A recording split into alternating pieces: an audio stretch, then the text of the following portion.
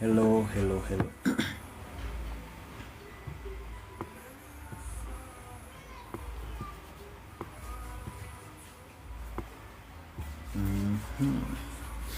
So today is Friday.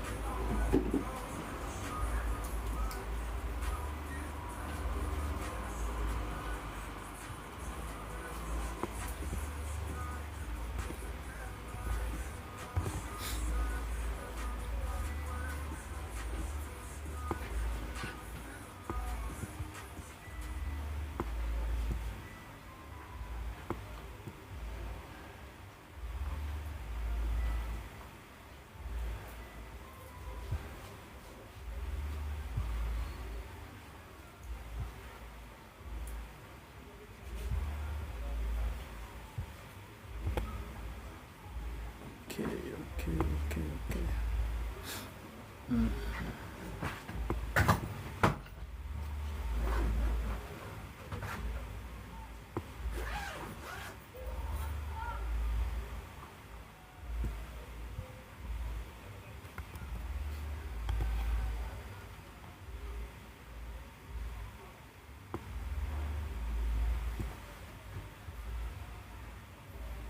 Zizi. Sijaingia.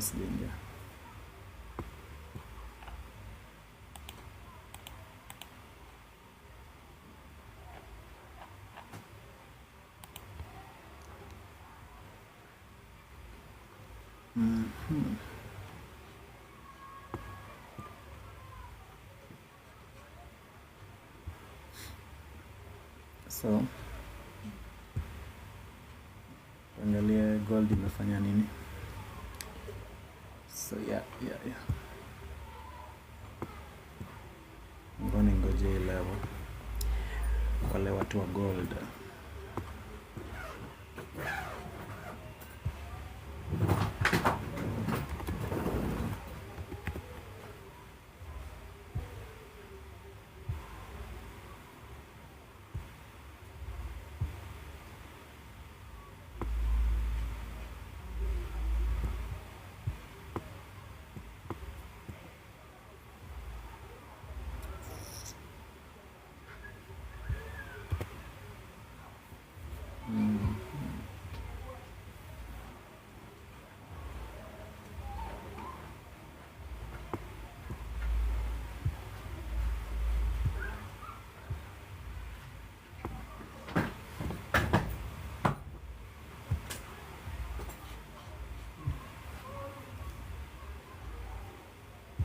So yeah, tungoje 4:30.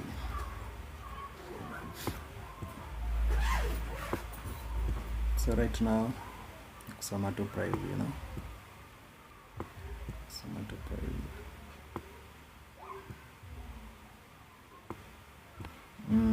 hakuna Kenya so far hakuna broker na offer features. So kama unataka kutrade NAS 100 ama US 100, tumia saka broker mwenye anatumia ana offer indices.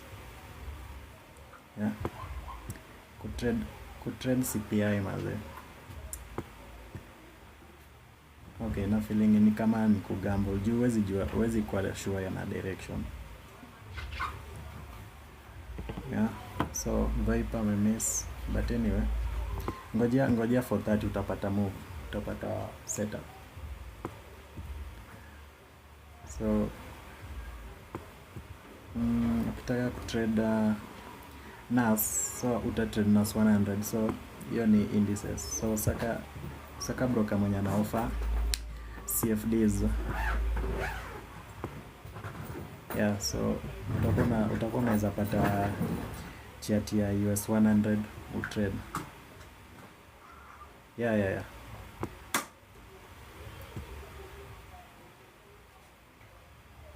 Yeah, sahii tu ni hadi 430. So 430 utapata move poa. So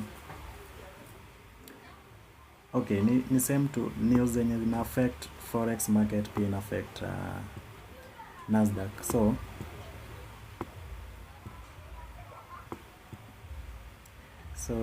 hizi levels nimemark hapa, nataka nione ka price inaweza draw to these levels.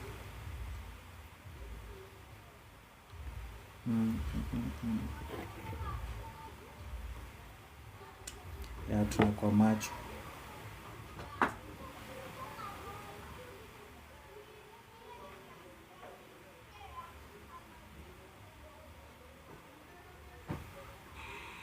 So tuangalie haya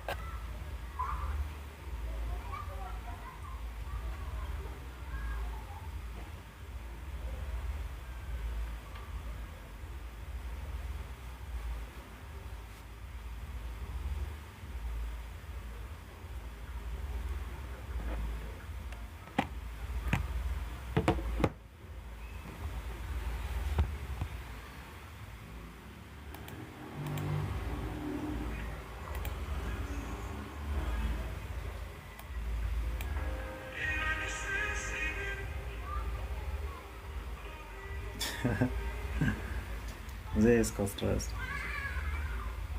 Hujaniacha.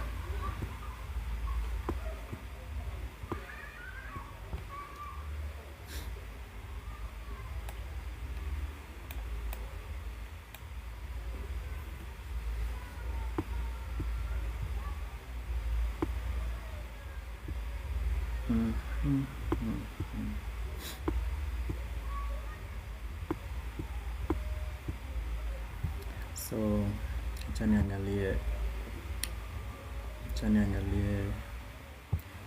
Euro USD inafanya nini.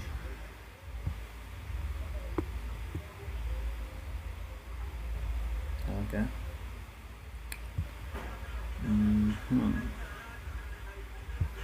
GU.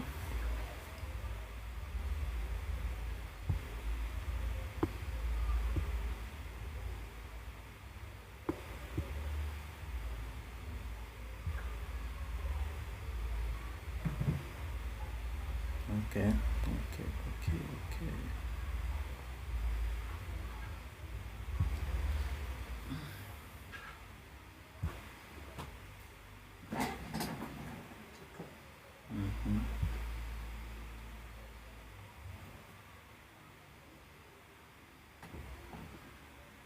So it's like kila kitu leo imepanda. Obviously dollar imeshuka.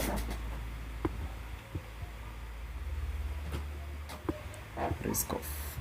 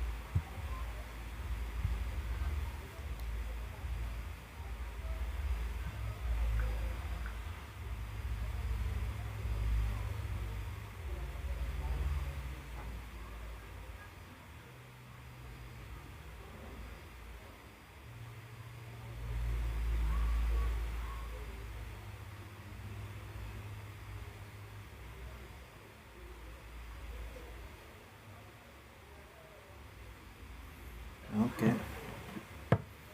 Semaje Juma?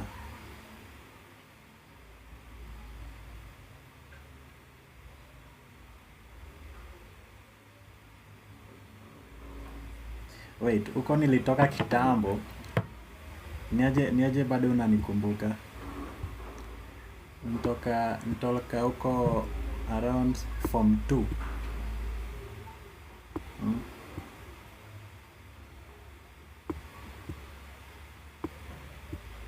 Juma.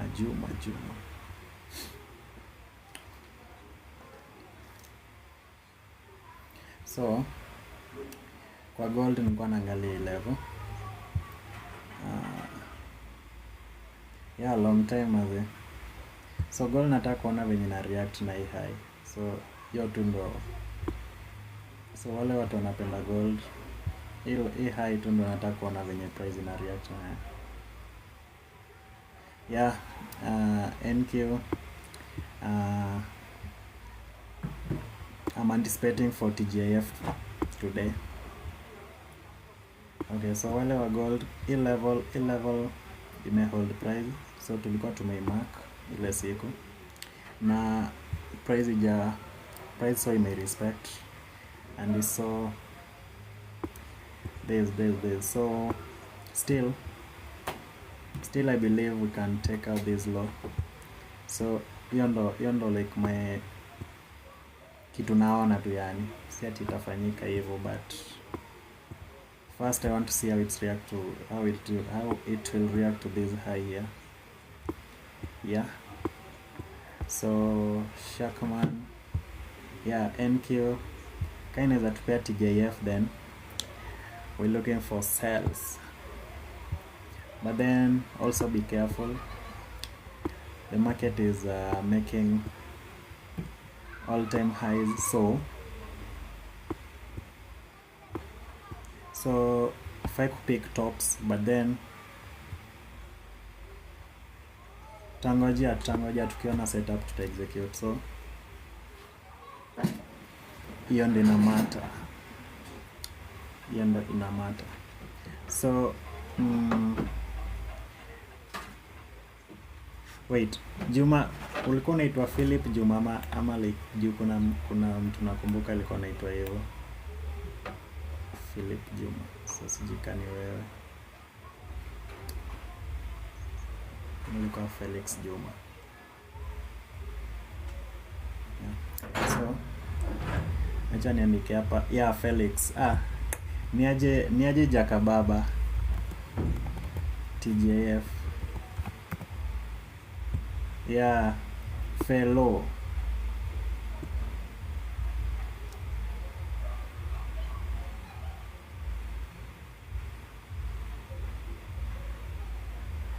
Okay, nimesikia. So nani hapa amenipea advice kali, onyo kali. Yeah, start trading features, achana na CFDs. Nimesikia mazee. So from next week hopefully, yeah, tutakuwa tunaanza kutrade features sasa. Yesterday it didn't check out both London and Asian law. Yeah, so jana iko hatukuwa na haja ya kurudi huko chini. Yeah, so already tulikuwa tushatoa hilo, so tulitoa hilo. Ama unasema like pair gani? Okay, Shackman one. So already tulishatoa hilo. Then immediately after kuitoa, so 9:30 ikiopen tu ilikuwa continuation tu. Yeah, so kama unajua kushika continuation moves, then hii move ilikuwa like sosa. Yeah, ilikuwa sosa kwa watu. Yeah, I'm also looking for TJF Caleb. So hii move ya jana ilikuwa sosa, and so starting from next month nitakuwa na execute trades kama hizi. So sitakuwa naacha zinaenda without me. Nilikuwa nazicall na zinaenda tu vile nilikuwa nasema. Okay. True day open is what time? So true day open is saa moja asubuhi, 7 am. Yeah, good. Thank you, MT. Yeah. So guys, yesterday we were targeting this high. Okay, so nilikuwa nimesema ni relatively equal highs because we had this failure swing, and then also this one failed to take out this. So easy levels ilikuwa smooth plus hii hapa, so smooth level. Yeah, so hiyo level nilikuwa na watch ya gold already, like shatapiwa, lakini sasa spendi venye price imetrade huko juu. So wale watu wa gold, yeah, kama unaweza yeah, so true day open tu ni saa moja. You are welcome.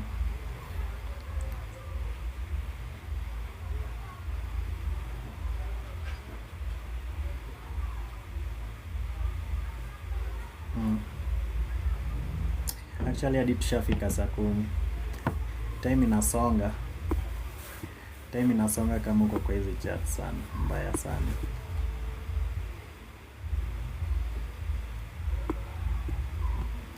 Time inasonga.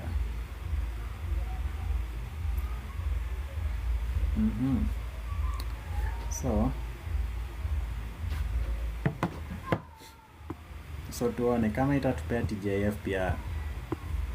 Huwezi force, huwezi force setup, but kama like itabuy, then nitaacha tu go without me. So it will be like this week sitakuwa na any execution. So this week sija execute tangu tuanze tu Monday. So yeah, so kuna kitu nimefanya kwa hizi charts tangu Monday.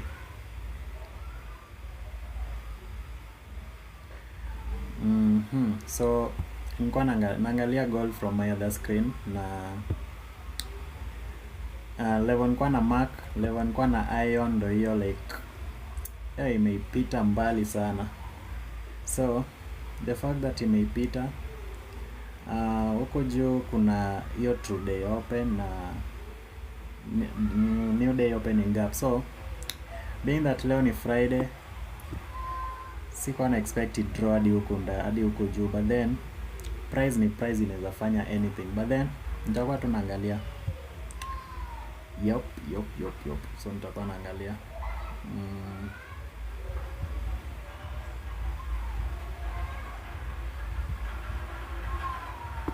So from next week, juu for the sake of wale wenye nilikuwa nimeacha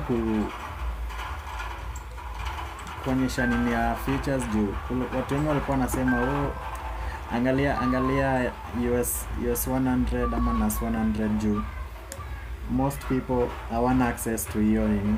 So nika shift tena to hii side. So after kushift kwa CFDs tena ndo hiyo. Yeah, so MT si mtu wa kwanza kuniambia hivyo, so nimekuwa nikiambiwa the whole week.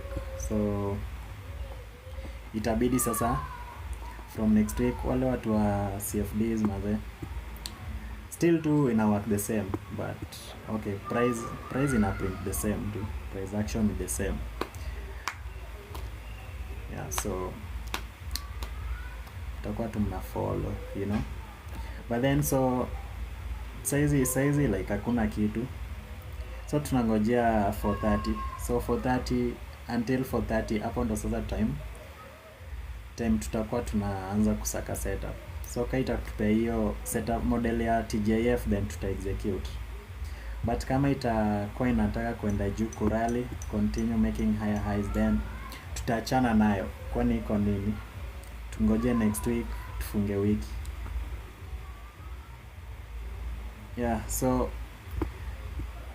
sijaijua like kuna siku inaweza pita kama sijapata any execution from Monday to Friday.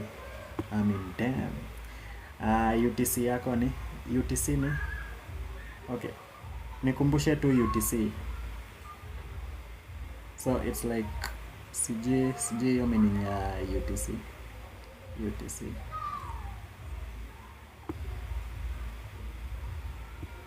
Hey, akili ita explode.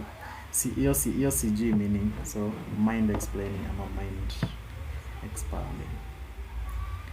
Mwenye anajua tu aniambie.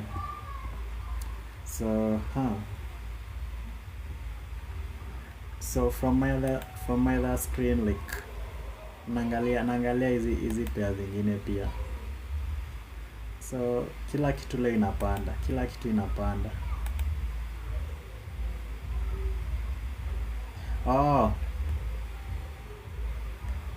Hapa New York. Time zone. Shit. Hiyo sikuwa najua. Asante Nasdaq. So time zone yangu tu ni New York. So mkitaka pia naweza change to Nairobi. So mi najua hizo time, so hata nikichange to Nairobi time haita ni affect juu simply hii 9:30 tu ni 4:30 ya Kenya. Yeah, 4:30. Alafu true day open ni hapa ni 12, lakini kwa Nairobi time hiyo ni 7. Okay, so Nairobi time hiyo ni 7 am ukiamka saa moja. Yeah, so ukiamkanga saa moja, hiyo price, hiyo candle open ya saa moja, hiyo ndo true day open. So hiyo una mark forward. Yeah, so like leo today we are trading above the true day open and also above 8:30 open. So it's really overbought. But then the fact that the market is creating all-time highs, so we don't want to keep our hopes high by calling top. So wezi sema sasa hii ndo the highest high, sasa ita reverse. No, there are things we have to look for in price. Yeah, kuna vitu lazima tuangalie. So hizo vitu immediately the moment zita form, then tutajua what to do. Jump straight to 15 minutes after weekly liquidity grab noise, ama you should wait for daily shift.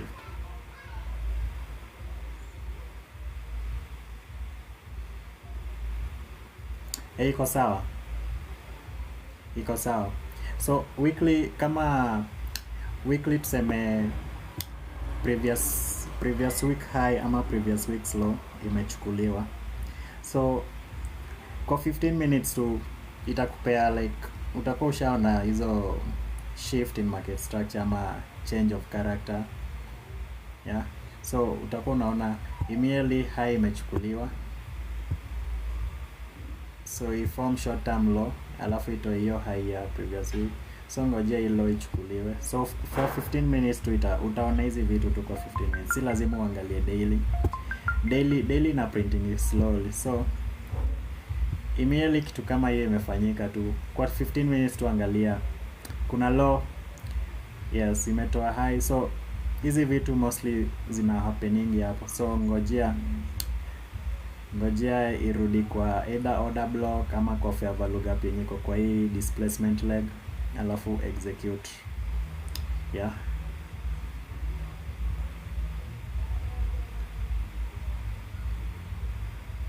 so kituka hiyo.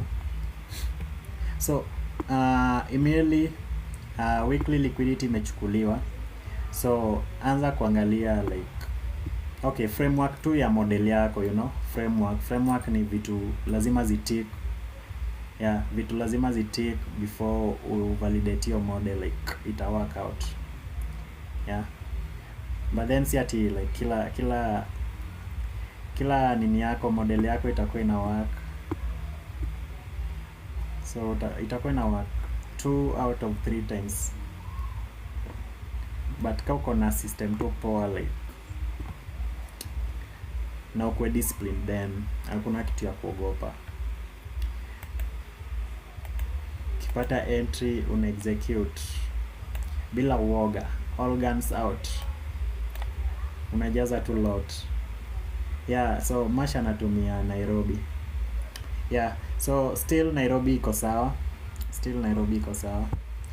so actually shida sasa ni nikitoggle to Nairobi time, so hizi nini bado zitabaki, hizi markings zangu bado zitabaki tu in New York, so acha tu niache in New York juu bado still itaika 8:30 na ya 9:30 kiopen pia itaika 9:30. So yeah, juu DXY imechukua order block ya weekly time frame na daily, haija confirm shift na a lot of people wako bearish. So DXY imechukua order block ya weekly time frame, so let me check DXY. Okay, must be nice.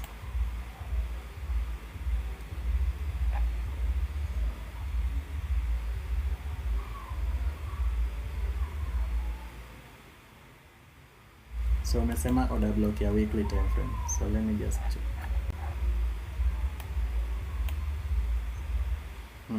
Unasemaje? Imechukua order block ya weekly time frame, imechukua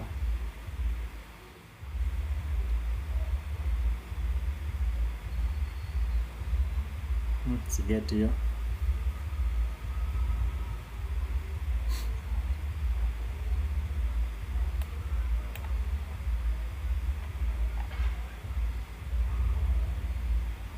Short sweep previous day high.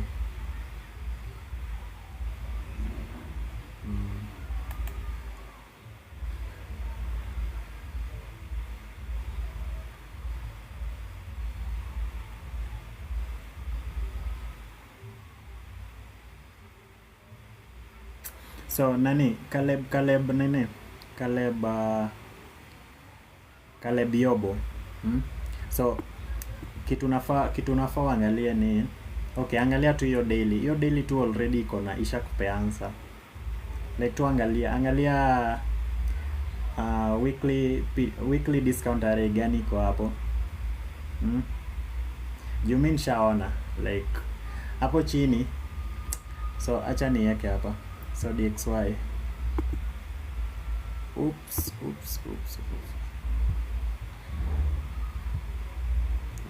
So kitu najaribu kumaanisha ni unaona hii level, hii new week opening gap, so hiyo ndo kitu price imekujia. So unaona hiyo nice rejection hiyo,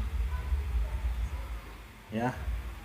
So hii new week opening gap, hii kitu ndio imeshikilia hiyo price. I hope unajua new week opening gap, yeah. So Fridays close na Sundays open, so hii level ndo price imekujia.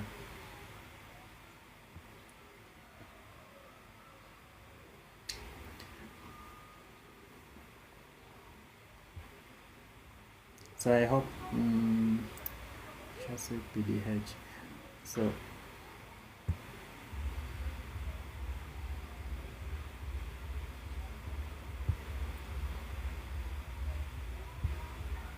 yeah, so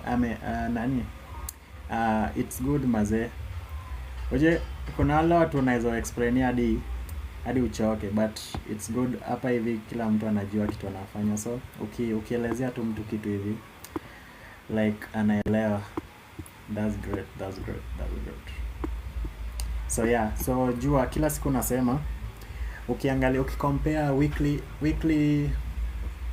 weekly discount ama weekly PDR to daily PDR, same na jana venye nilikuwa nasema. So jana kulikuwa na confusion kwa NQ, so kulikuwa na daily fair value gap na inversion fair value gap around the same price level. So nilikuwa nasema price ilikuwa imeendea new week opening gap, so hiyo new week opening gap ni strong, na uliona like ili hold price, so that's the reason why tulikuwa tunataka price ipande longs, price ipande and we did see that. So right now we are trading above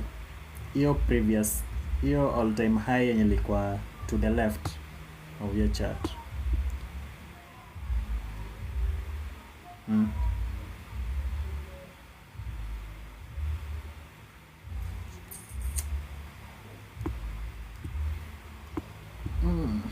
Hii wiki ishi haraka. Hii wiki imekuwa slow. Wiki imekuwa slow sana.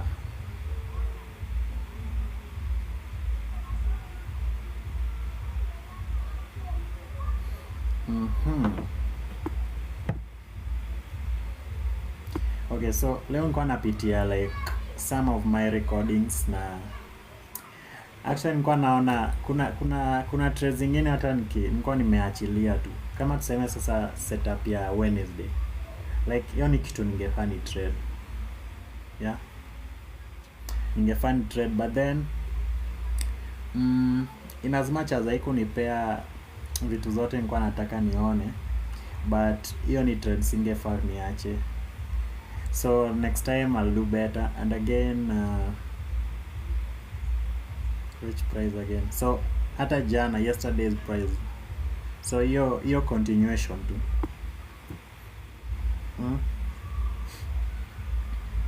But then haina shida, hizo ni nitakuwa na account yenye nitakuwa na execute ya trades kama hizo, yeah. Yup.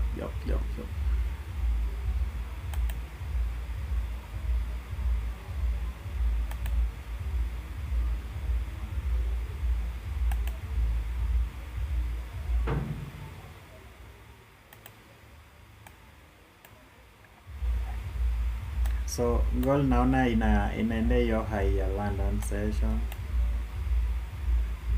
na hapo juu kuna true day open, so I mean si true day open, new day opening up.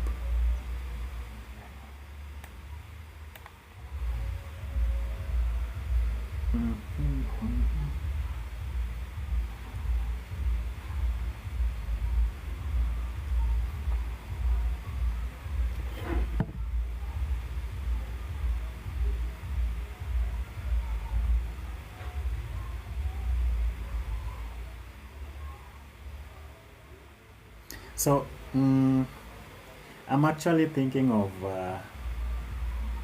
doing a giveaway. So leo tuko day 24th. So next week nitapeana giveaway. Nitakuwa napeana account, funded account. So nitakuwa so like kutakuwa na conditions. Yeah. So acha niandike hapa, nitakuwa na giveaway. So nitakuwa napeana like kama uwezi afford funded account, like nitakupea funded account. So choose from the group. So giveaway next week. So the fact that nyinyi mko hapa, so unaweza dandia mapema.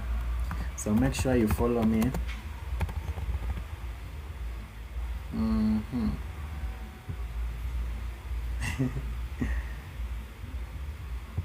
No, today I'm bearish. So make sure you follow me on YouTube. YouTube handle me at, god damn it, oops.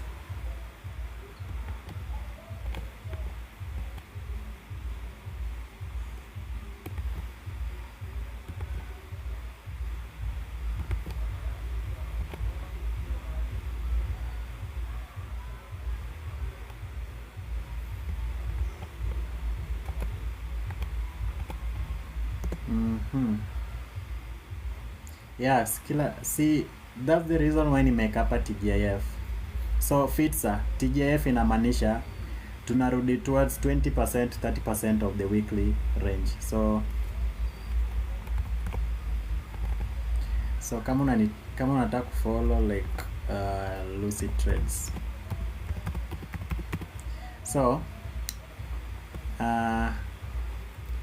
second for giveaway next week.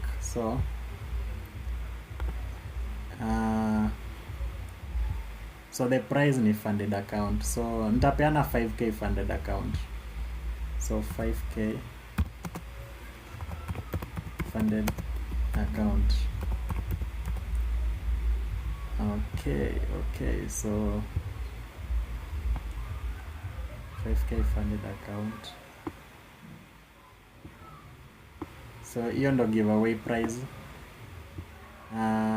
So follow me on YouTube at Lucid Trades, alafu so nita choose from followers juu hadi saizi like wenye watani follow as in the new guys nitakuwa nawajua, so nita sample from hapo. So follow me on YouTube, alafu what next?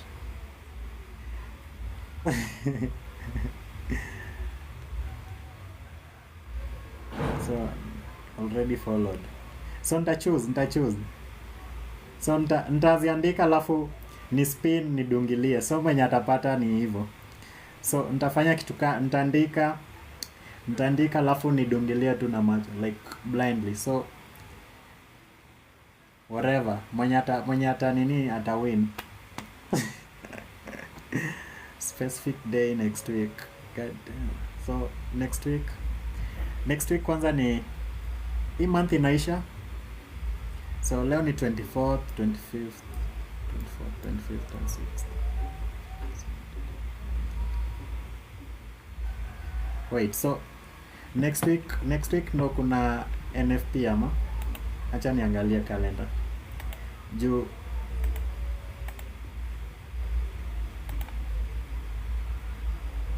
but next week. So I guess nitaifanya next week what are the qualification? Niko kwa list mazi. So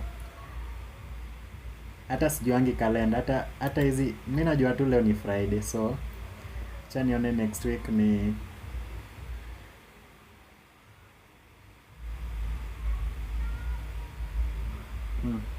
So guys, bado kuna NFP. Next week bado like ni so NFP ni hadi the other week. So hii month imekuwa mrefu. So qualifications ni kwanza follow me on YouTube, alafu the second thing like nafikiria. So lazima niweke vitu mbili. Si mbili. Yeah, so you must be a participant, as in you have to be a participant in my live, as in lazima kwe una like my live na unakuwa una commenting. So yeah, so I hope hiyo nitakuwa fair to my kuna watu wanakuanga huko kila siku maze, so must be participating in my live. An active participant must be an active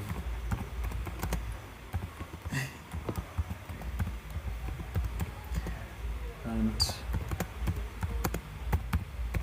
on my live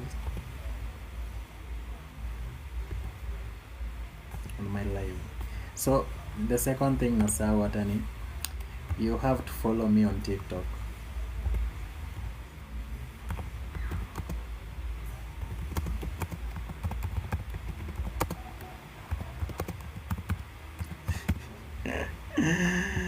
God damn it, mtoto mdogo, watch yourself. So damn, hadi 10:30 shafika na mimi bado niko hapa. Imefikaje haraka hivyo? Imefika haraka sana. So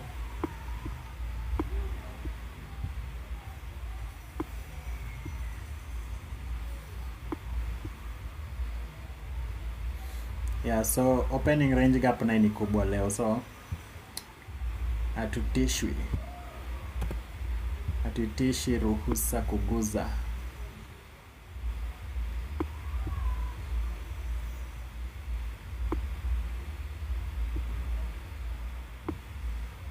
So sijui mwenye atawin hiyo 5k account, but so anyway, sijui itakuwa ya company gani, but whatever man,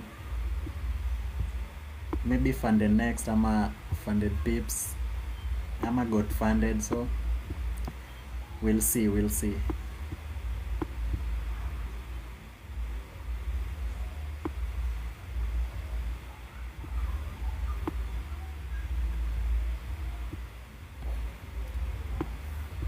Oops. Mtoto mdogo, watch yourself.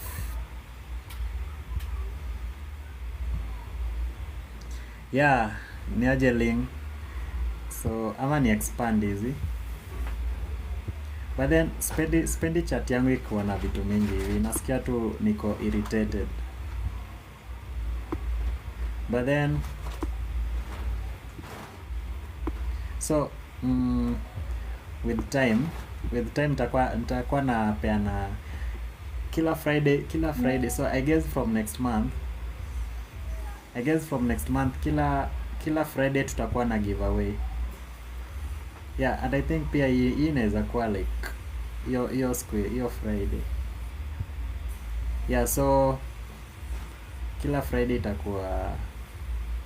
tutakuwa na giveaway. So kuna matime hadi giveaway itakuwa gadgets za kutrade, kama tuseme simu. Yeah, tuta improvise tu vitu mingi.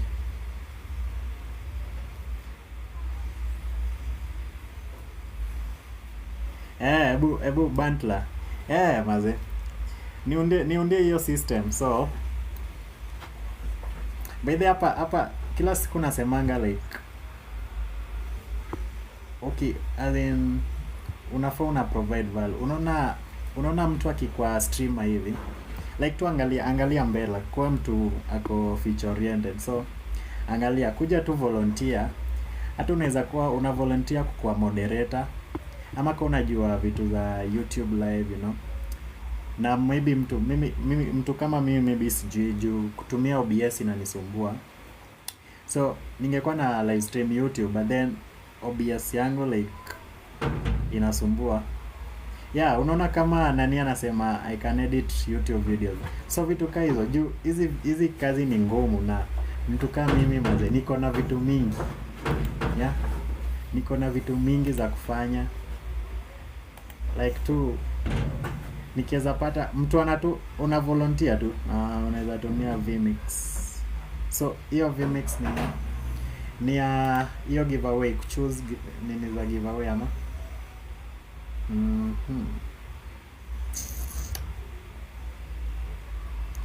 So yeah, unaona, kuja tu provide value maze.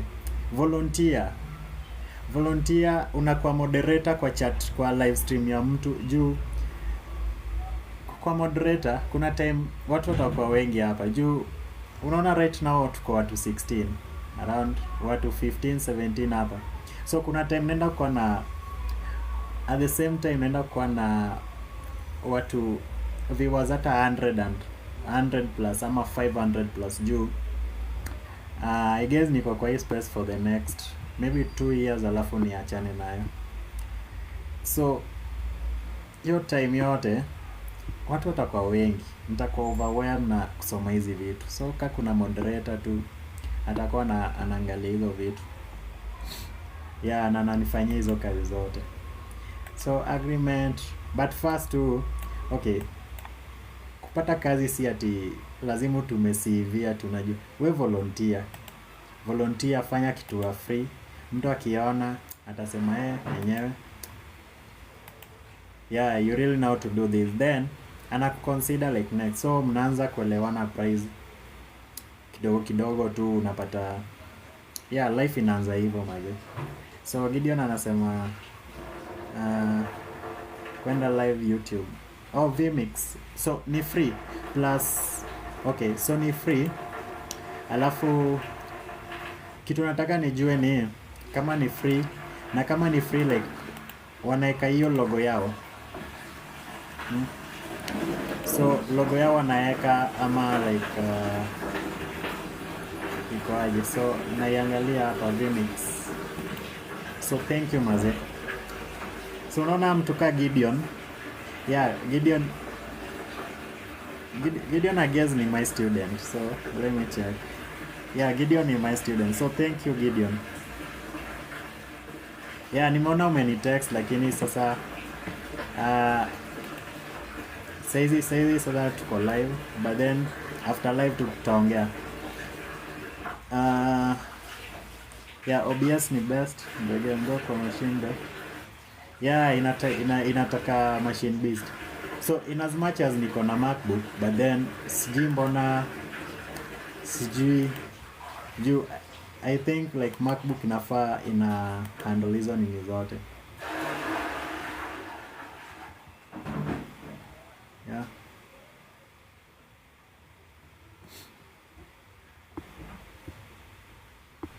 But ni kama tu sasa inabidi ni sake machine strong yenye iko na processor poa. Yeah. So kama pia unajua hizo vitu pia tunaweza share tu. So yeah, akona free version ina logo. Okay, thank you. But sa iko naona tu iko na ina nini ya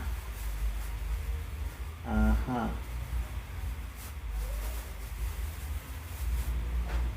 So ni ya Windows peke yake ama hata nini? Chanione.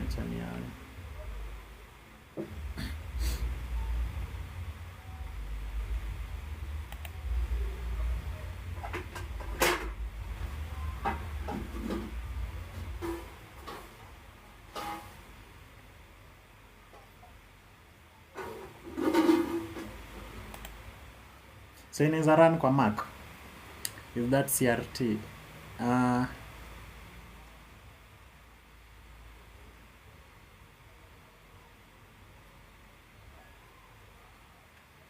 Okay, nani situmiangi CRT. So naona nini hiyo Vmix nini huwezi install kwa MacBook, so it's okay still. So I guess nitasaka tu like way.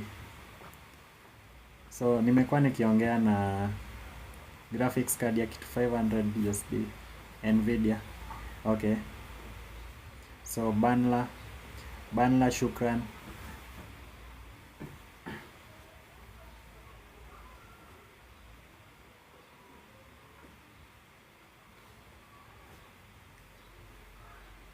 Nani situmiangi CRT, but then still hii ndio ilikuwa high ya 4H, si ndio? Okay, CRT I guess ni ya 4H. Though me hizo nini siangaliangi, but then kama hii ndio ilikuwa high ya 4H, the fact that tumeitoa so yeah, I guess ina qualify. So sijui CRT mna follow nini. Okay, so guys, hizi vitu acha tuweke huko.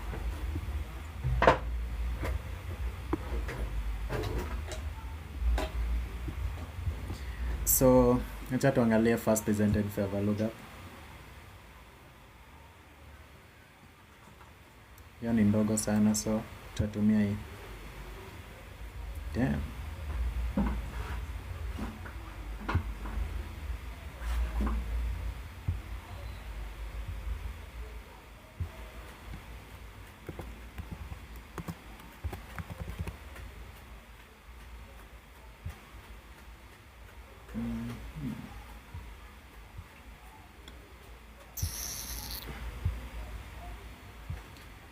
Okay.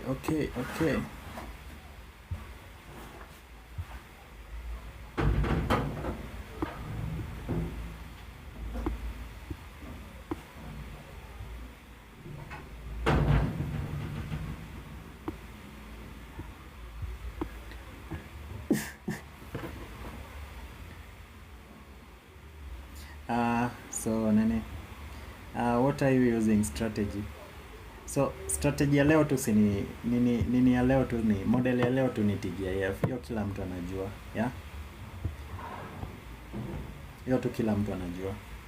So TGIF, watu wengi wana trading TGIF on Fridays. So TGIF ni thank God it's Friday. So kama unajua kuitrade then well and good. Well and good.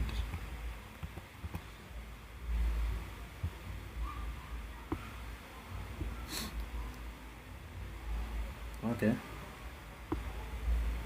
Malik, unacheka nini?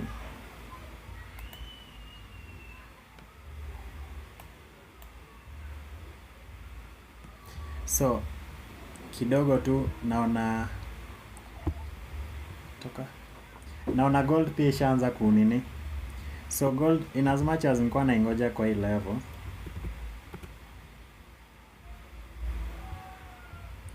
level, so imepita ikaenda juu, so imereact kwa true day open, so inakuja haraka.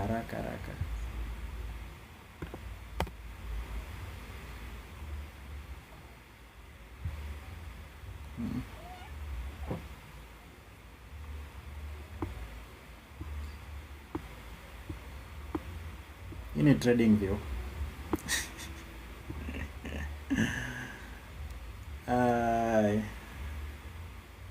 So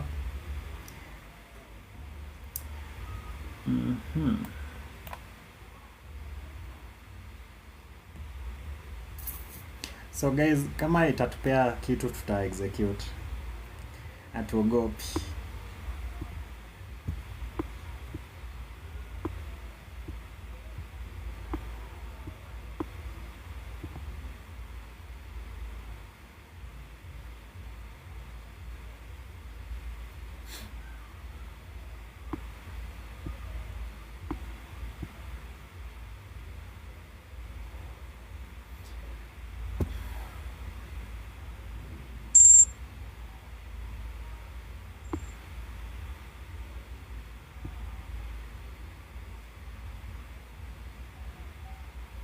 That was so lame.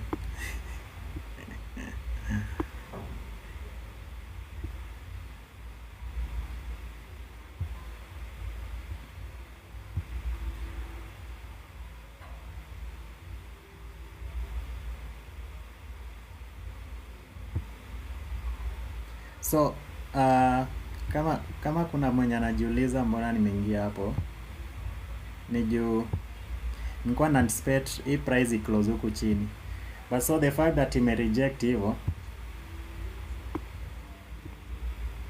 itabidi ningoje hii nione kama ita close hapo chini. Nimepata entry hiyo 930 candle, currently 80% in profit. So like ulikuwa na buy jo.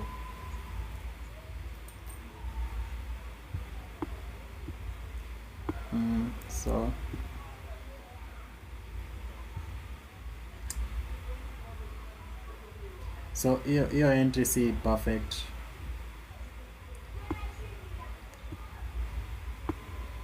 Yeah.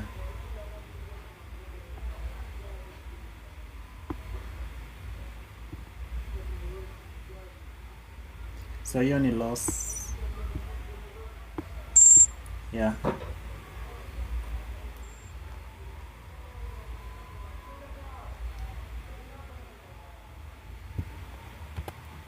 It's okay.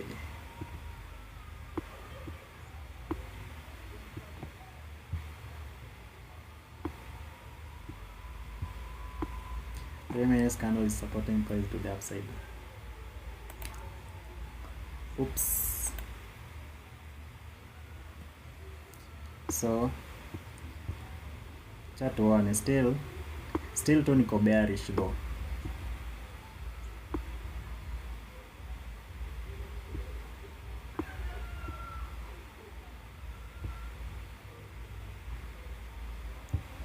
Naangalia venye na trade na hii kwa hii nini. Alafu after hii naangalia venye na react kwa hii first presented fair value gap. Yeah, nobody closure below the fair value gap. So yeah, so hiyo ndo mistake nimefanya. So by the time ilikuwa hapa, juu nime execute kama price iko hapa chini, so nilikuwa najua automatically inaenda close chini, but then hizo zina happen, yeah, hizo zina happen. So 3 minutes, yeah, ilikuwa buy. So nani ana ako bullish? Nani? Joe.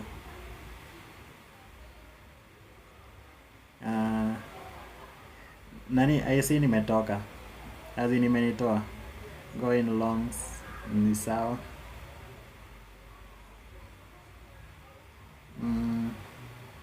Tukisip hiyo candle 1H high ndo naingia, kwani 1H iko na high?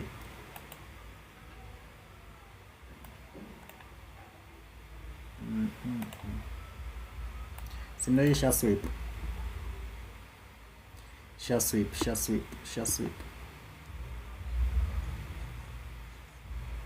Aya, sasa nimeingia,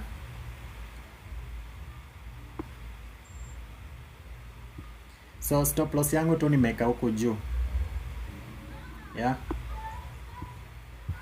so na target 20% of this range, of the weekly range hapa hivi.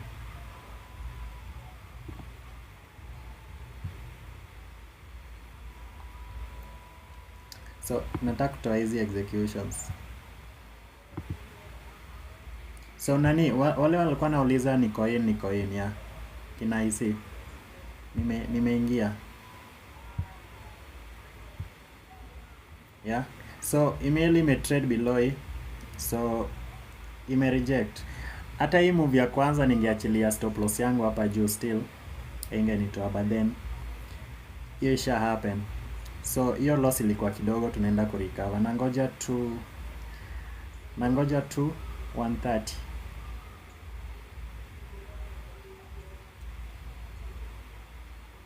Caleb, I mean sielewi hiyo nini. Ngoja kwanza. So what happens tukiclose chini ya hii fair value gap, nataka tena tupe another fair value gap hapa, so let me just dim this.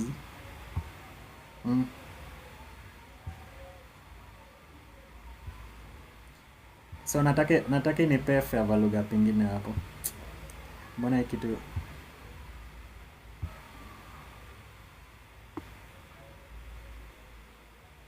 yeah, so nisha dim hiyo.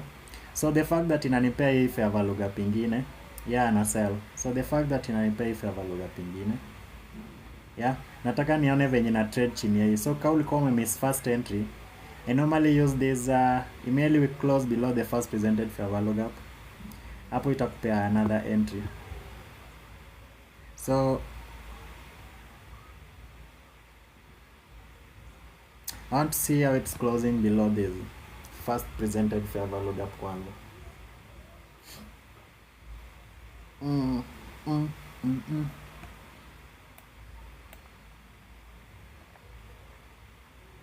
Ebu weka US 30 na Nasdaq side 1 minute na compare. Oh, 1 day, see leo. Okay, I'll do that. So yeah, we are now cruising nicely below this first presented fair value gap. Okay,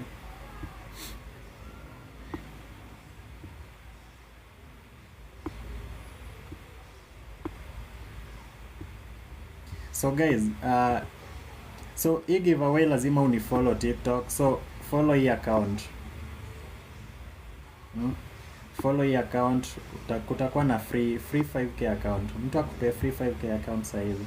So nataka kuona hii na close in the next 10 seconds, so nataka close chini ya hiyo first presented fair value gap, staki like a week, yeah. So let me just check in. So kuna kuanga na verification fulani hapo na nataka nifanye. So the fact that tume close chini ya hii, yeah, so hii pia nitadim. So unaona hii move yenye narudi hivi, kama ulikuwa umemiss first entry like,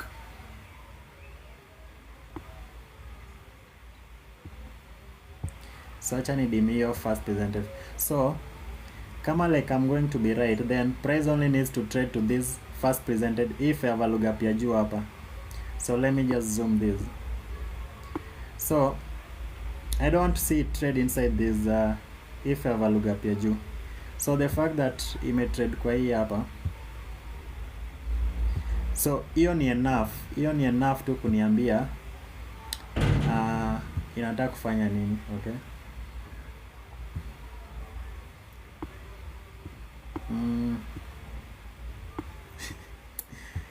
waze kila mtu hawa tu wa broker. Okay, si ati niko rude but so the fact that ime trade kwa hii na tuna trade saizi chini, so my stop inafai kwetu hapa. So unaona saizi mimi like stop yangu nimeka just ukipima, so just si expect price irudi hapa juu, yeah. So just above the consequent encroachment of this fair value gap. So acha nione hiyo fair value gap vizuri.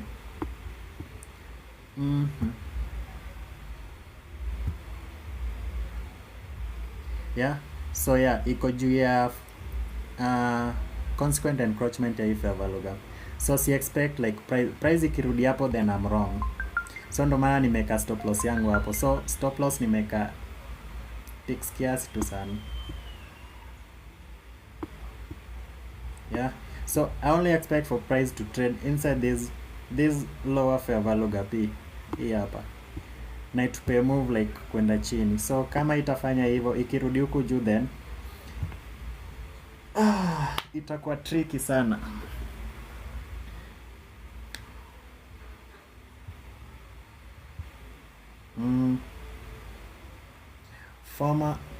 Form TJF I think is supposed to wait to 130, then unangojea shift entry or hold to 11.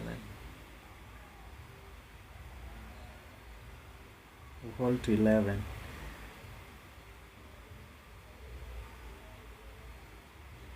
Okay, sijui Caleb like what you mean by that, but kitu nasema ni yeah, I only need for price to trade inside this fair value gap hii hapa, hii juu ya juu. Sitaki ingie kwa hii ya juu alafu ndo hiyo. So nilikuwa nasema kama uko umeingia hapa juu, hii ilikuwa second entry, hii level hapa kwa hii first presented, hii ni second entry, yeah, but stop loss yako weka juu huku.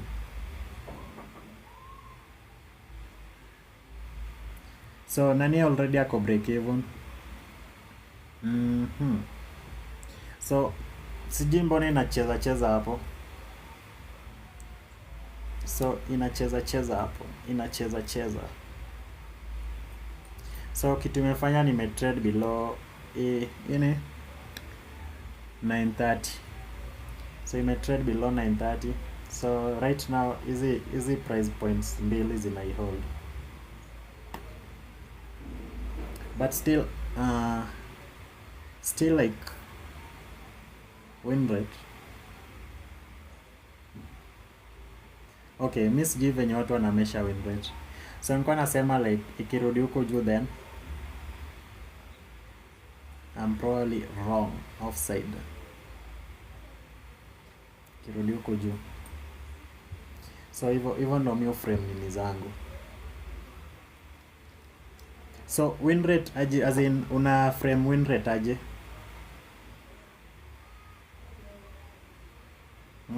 Sijaelewa like hiyo concept ya win rate nini.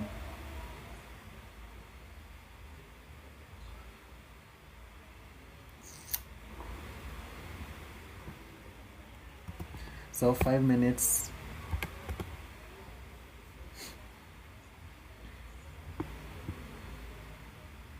So kulikuwa na hiyo order block. So hii ndo ni kama ime hold price, stats kuonyesha. So hii ime hold price. So the fact that inarudi huko juu, now man,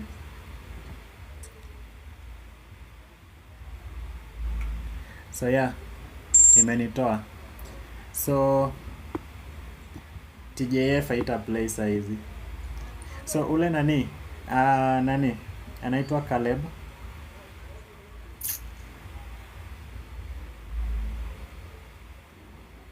nani. So TJF I think is supposed to wait to 10:30, then unangoja shift entry hold to 11. Oh, so alikuwa anamaanisha like unangojea 10:30. Ni sawa, like tutaona like tutakuwa hapa hadi 10:30. So yeah, hapo nimekuwa wrong and hiyo setup ija play. So wale watu wa TJF maze,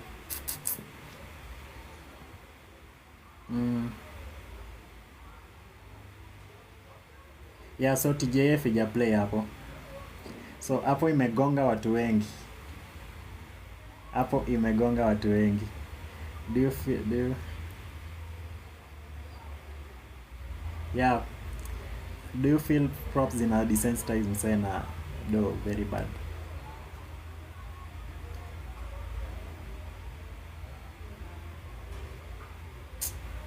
So after imetutoa ndo hiyo sasa.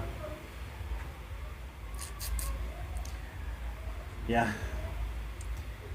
So nimebakisha nini moja, bullet moja. So hiyo bullet moja nangojea for the right time. So sitaki ni waste. Nimebakisha one execution. So siku hizi niko na 3 executions. So ya kwanza tumeuma, ya pili ndo hiyo. So ya tatu sasa ni ya mwisho. Sasa ni ya kuua.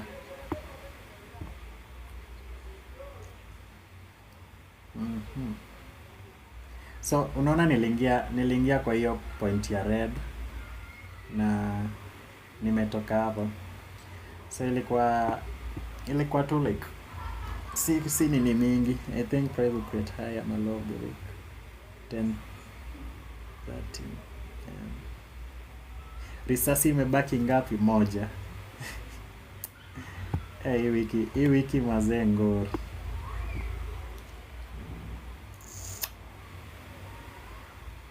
But so far kitumia trading ni I don't expect for price to return inside this if you have a look up ya kwanza. So this one should be a breakaway gap. So this second fair value gap inafaa ikuwe measuring gap. So hizo zote zimefail. So the fact that hii imeclose huko juu, hii kanini. So nilikuwa nimescale stop loss yangu tu kwa slightly above consequent encroachment ya hii. So unaona like risk like ni minimal. So si big deal. But please kama hizi zina workingi, so tumia order blocks. It's okay.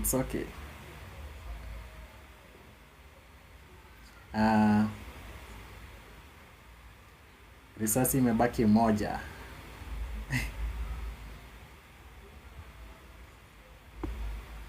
So I guess our first execution ya hii week ni loss, but still tunangojea hiyo TJF kama itaplay. Kama itaplay then maze next week pia ni sick.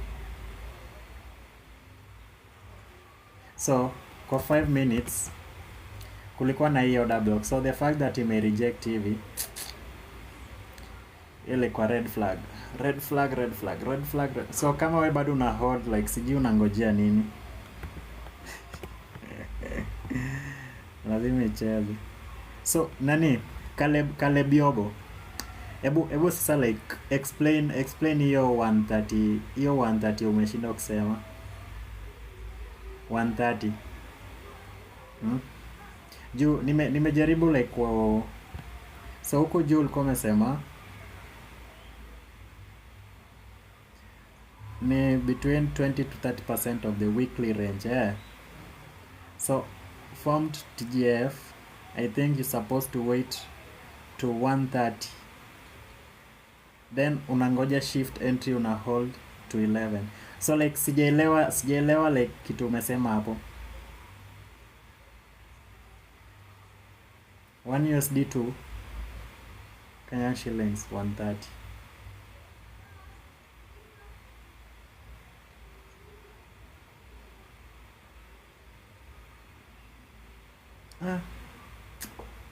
Mazi itabidi nimekudia unieleze vizuri. Jue na float. So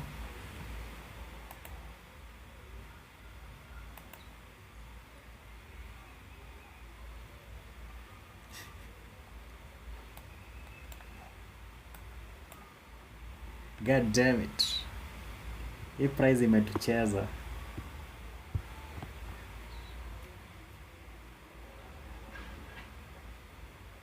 Yeah, so kama bado ulikuwa na hold then probably imekushow dust, but ni sawa. Ni sawa.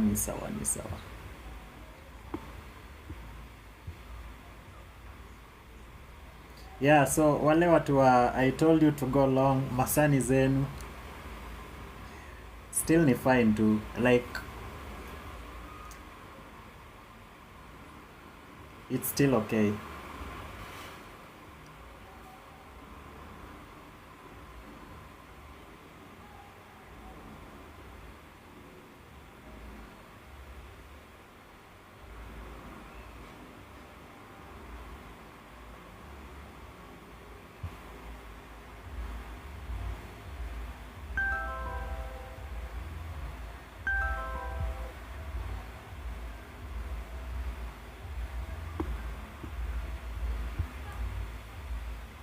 So guys, ni kama hawa watu wananifanyia ile kitu.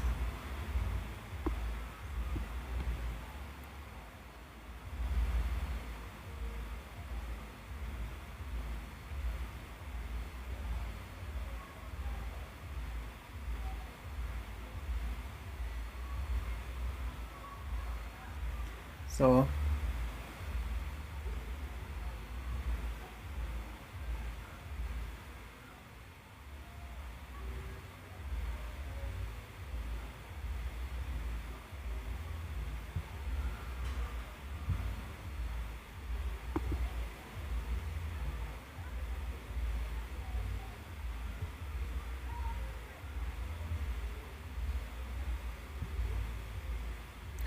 so sijui kama nitakuwa restricted, but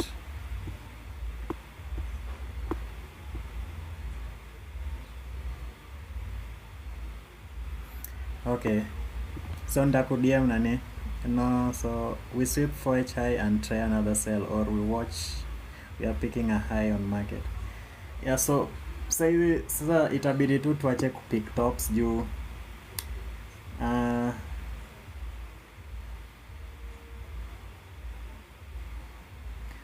sasa ni so thank you nani. So ni kama ni hiyo ni ya giveaway.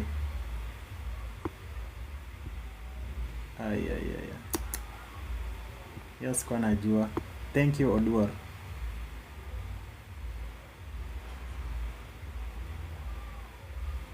Ndo hizi hapa tush. Nimechapa loss.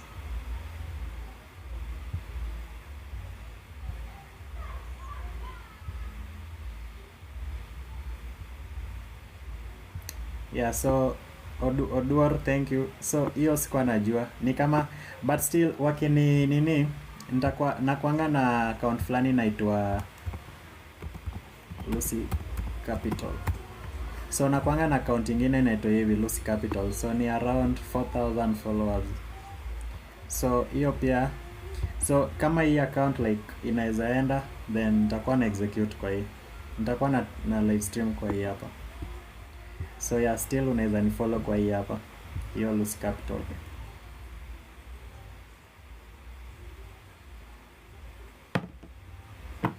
So tume execution zetu like yeah, we went spitting for TGF, but then man i Japan out. So hali ya life, so utafanya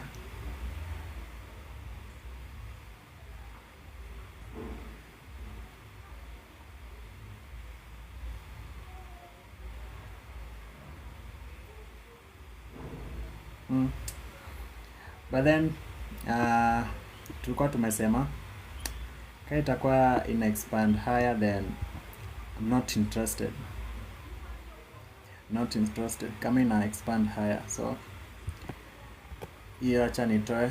So the only thing iko hapa hivi ni first presented fair value gap.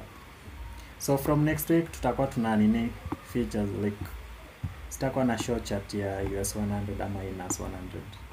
So mbona unihurumie, like losses are part of the process.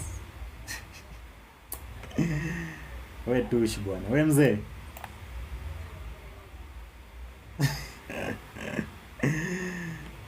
Losses are part of the process. So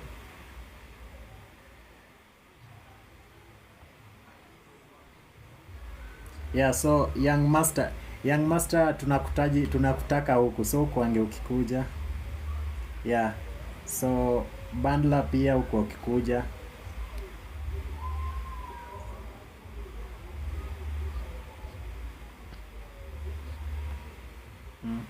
Before being profitable, how many times did you blow an account? Hey, kuna kwanga na number of times kweli yenye una blow accounts. Okay, sijui, but accounts nayo watu wana blow. But then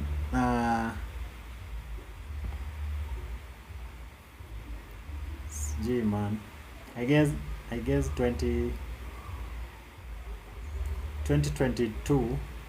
2023, yeah, 2023 niliba kulikuwanga na hii funded company ilikuwa inaitwa TFT. Sijui ilikuwa ni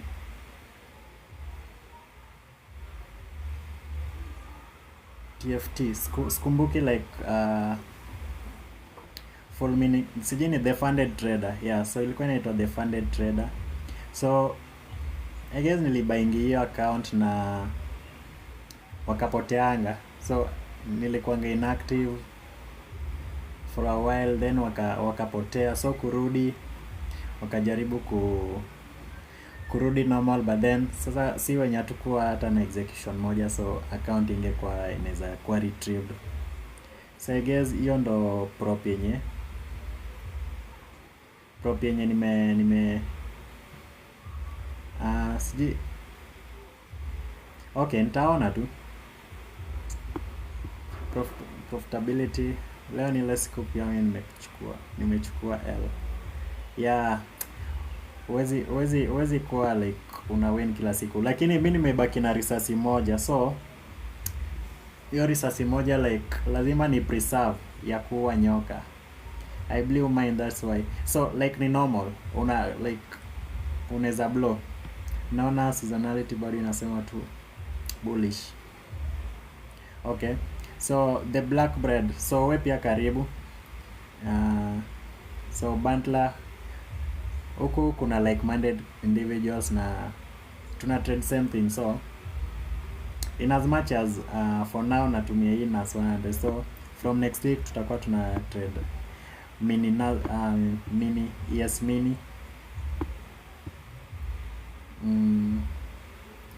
encouragement.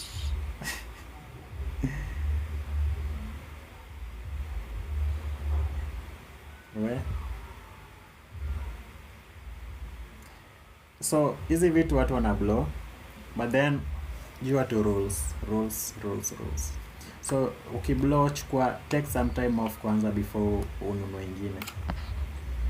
UTC ya Nairobi iko nyuma, haiko nyuma, maybe angalia hapa juu. So kuna kwanga na place fulani hapa inaandikanga delayed. Kama maybe uko na delayed data, then check search bar yako, angalia kama unapewa delayed data ama. So ukikuja tu hapa hivi utajua unapewa delayed data. Yeah, so utakuwa unaambiwa imekuwa delayed na either 15 minutes ama 5 minutes. So angalia the funded trader ya Michael the scammer. Yeah, TFT. Yeah, hiyo wali maze tulibayingi juu hiyo time tulikuwa tunaitrust mbaya sana. So after kuibai wakapotea. So hiyo time pia kulikuwa na fulani ilikuwa inaitwa My Funded Forex. Hiyo pia kaendanga. So nikaonanga tu ni kama season ya props imeisha, so nilichukua tu time off. Green or red in the day? Red. Niko red. So leo ni ile siku Ling pia amechapwa kidungi. Kidungi ni normal. So nani anasema sell now? Okay, nini nakushow, but then tunangojea. Bro, what profile? Trading is not a joke, but we ain't quitting ever. So wale watu wanauliza prop, ni kama tu nitafanya video ya prop firms zenye mtu anafaa kuwa nayo ya kutrade features. Kuna fund next. So for now tutumia fund next. Hizo zingine like I offer to Kenyans kama hizo ma Apex. Yeah. Alafu unaona hizo broker za majuu kama Trade Station, kama Tradeovate. Like kama we ni mtu wa Kenya huwezi fungua accounts na au mabroker. So itabidi tu kama unataka kutrade hizi vitu, trade CFDs ama saka funded account. Yeah. So Eddie tuko red.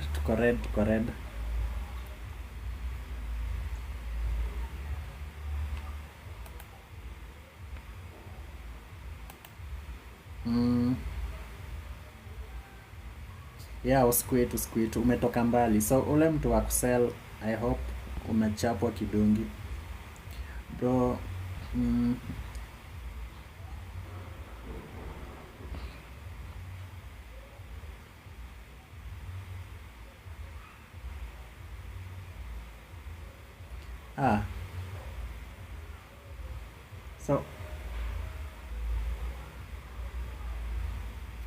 So Bandla nasema Tradeovate free trials kupata. Watu watumie Tradeovate. So okay, uta create aje account na Tradeovate. My funded forex change to futures. Also ndo siku hizi ni my funded futures. But I think kuna time waliendanga wakapotea.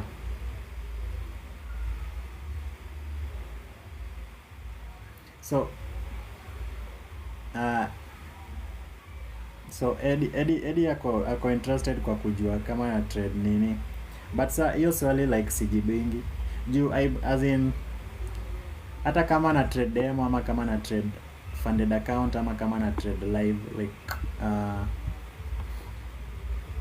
I think like I matter still, you know. Yeah. Ninaona price imerespect viji yako poa. Mbona ukaenda loss?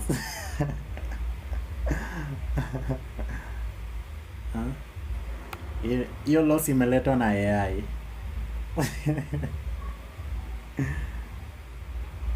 So Odeko Duor badako. Yeah, bado anataka like price irudi chini. So iko free trials, unatumia temporary emails na unapata 14 days of data. So guys, ndo hiyo like information niyo hapo.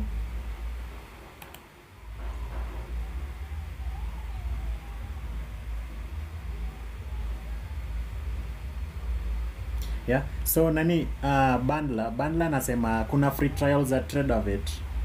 So guys, hope on that na mpate hizo live data. Yeah. Pia unaweza scale hadi to seconds chart. So hiyo ni kitu poa. So shukran Bandla. So unaona kina Bandla wana provide value.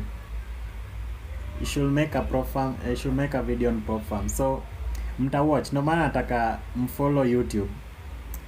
Yeah, follow YouTube nipate watu subscribers kama 50. So nyi wote mkifollow like itakuwa poa. So hiyo motivation ya kuanza kuproduce videos like hiyo ndo sina, but maybe ka kuna following then I may be interested.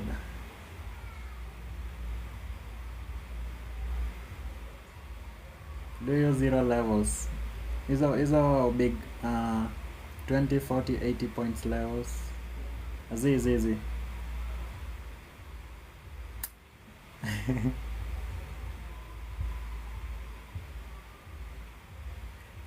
Deck Odwara amefanya nini? So golden piece tumiangi like either levels. By the umse pia ni mgori. Golden piece hii wiki sijui amekuwa na winning streak yote. Sijui ka leo execute. Yeah, leo umekuwa break even. Unaweza ukazungumzia community. How do you operate?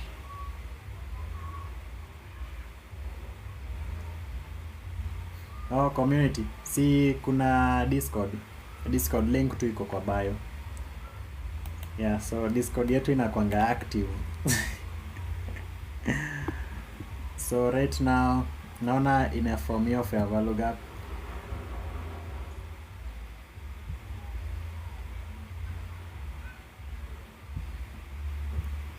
You can even make it a TikTok, bro.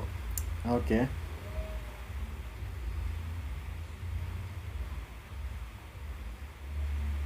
So Odwara anasema huwezi create account ya Tradeovet without a proper account ama CME data na upate live data. So hii argument huwa sijui venye na work.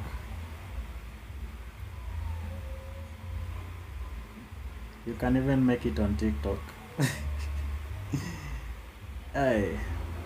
Okay. Yeah, very active Discord tuko na watu wanaongea like it's very active.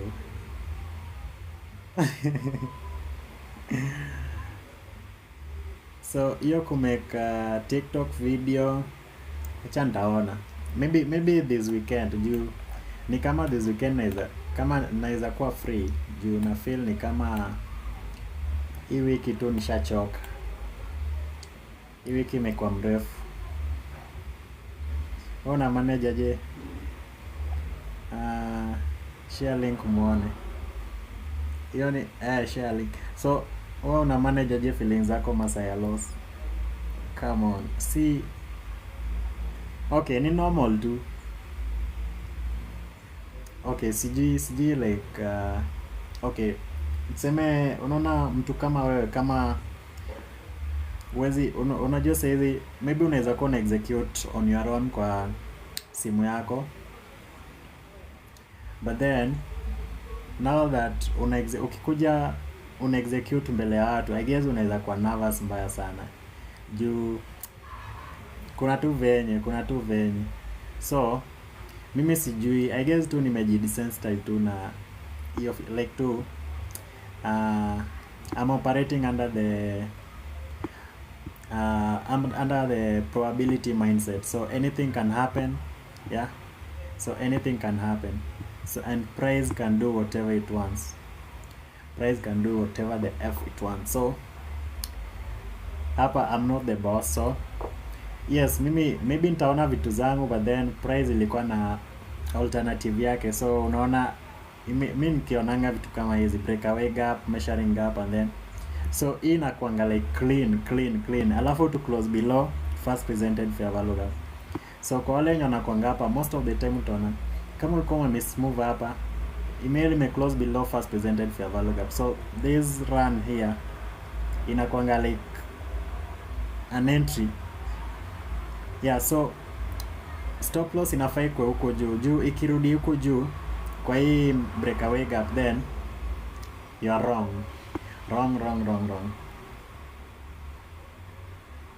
Yeah, so Caleb na nini?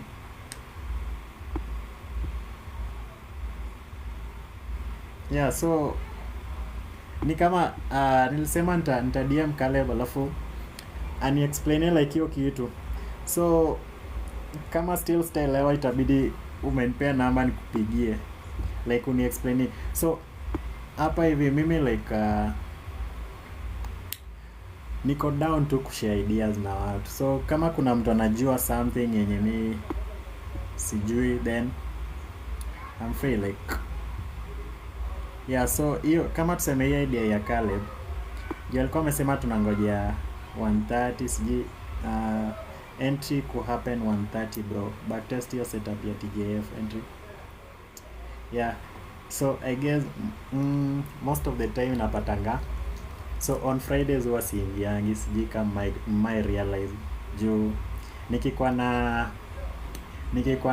2 wins ama 3 wins in a week, then I'm always done for the week. So most of the time utapata ukinitafuta hapa live Fridays huwa unipati juu Fridays inakuangele siku ya kurudisha profits zote. So I guess no maana pia sija kuanga interested kwa nini ya TGF, but then hii idea yako like I'm going to work on it, na yeah, I'm going to give it a shot. So nani ametuma tupatane 1:30, so hiyo ni saa mbili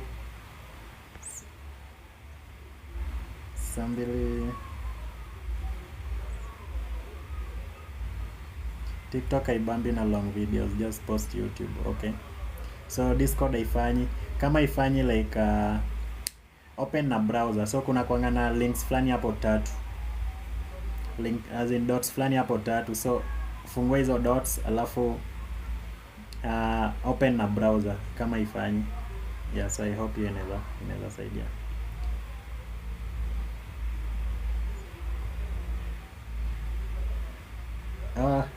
Yeah, Tush, hiyo Tuesday ulikuwa umelia, sijui $100 ilienda. That utapata hizo zaidi na kuwapeleka TikTok. Okay, thank you Lyrox. Yeah, so nitafanya hivyo, nitaanza kutoa ma video, so I'm mentally prepared for that juu msahii nimekuwa niki squeeze to time yangu kufanya vitu zingine. So sitaki hii wiki nimejaribu like sitaki waniban. Just this time in case wameniban itakuwa maybe 1 month. But still utanipata tu hapa kwa hii nyingine. So hii account tena nitaanza. Shit. Must be said. So I guess mkini follow YouTube nitakuwa na ini YouTube. Okay, yeah, Tuesday Tush yeah, Tuesday uli loss, but then ni sawa.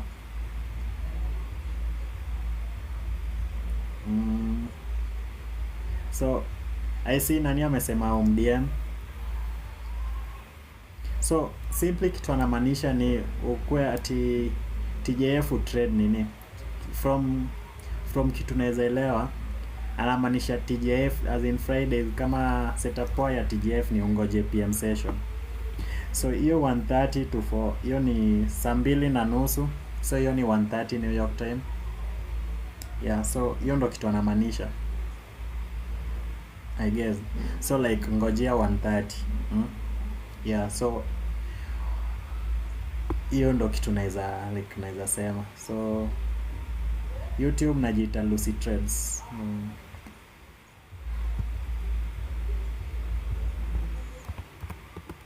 Lucy Trades ama tu Hemston Lucy.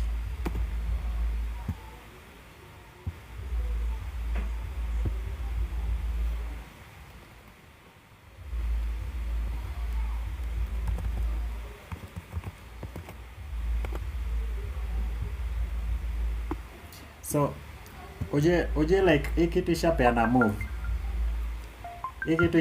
move, but then si ile move safi. Yeah, so mi hivyo ndo nadhani like ishapeana move, but then mimi sioni like kitu. The only thing imepeana ni fair value gap hapa juu, and then ika expand hivyo. So kuna hiyo order block tumetradeia, na ndo hiyo ina trade chini. So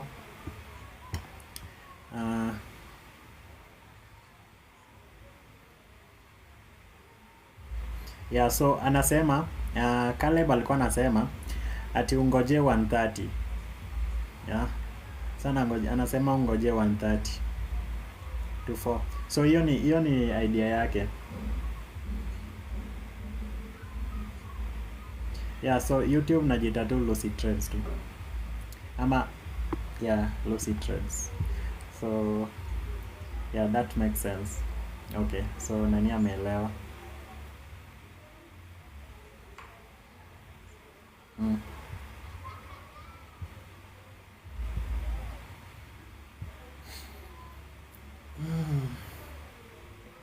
so far this is my second month tangu nianze kuingia live, but then mnafaa mnifollow mazee, mnafaa mnifollow. So nilikuwa nasema hii kitu ishapeana move, but then mimi spendi vitu naona hapa, so ishapeana move as in isha nini.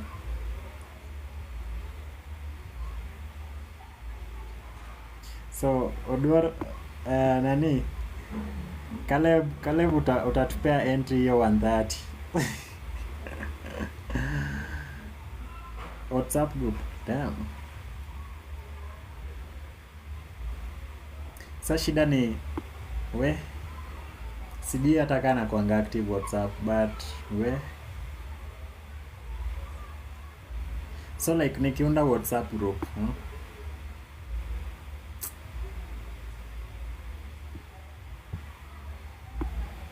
but yani itakuwa ya wale watu wanaongea, but still nitajaribu, nitaona what to do.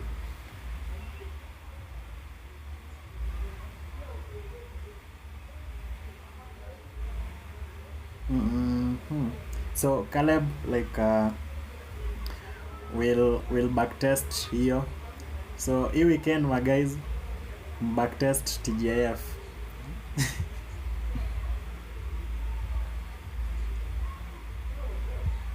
So in case like unaweza, so YouTube, okay, I guess nitaanza kwa active YouTube, so nitakuwa na post kwa community, nitakuwa na post setup zangu as in kitu na anticipate huko kwa community ya YouTube.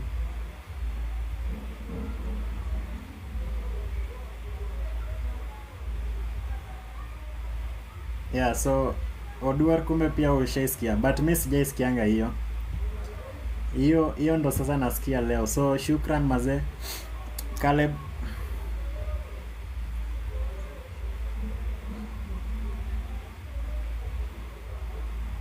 Yeah, so unaona like si ati kila mtu anajua kila kitu hapo, unakuja una learn from someone, una learn from to new, like hautajua kila kitu, so every day is a learning day. So gold imetrade kwa today open above.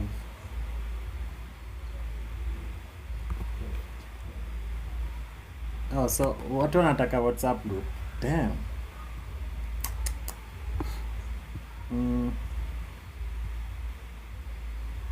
Okay. By the way, inaweza kuwa idea poa to backtest weekend.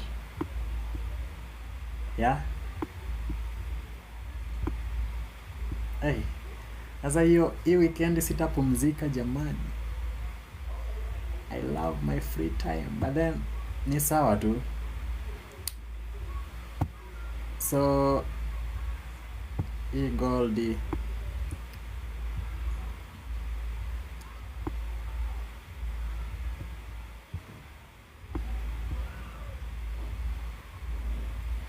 guess we'll never know.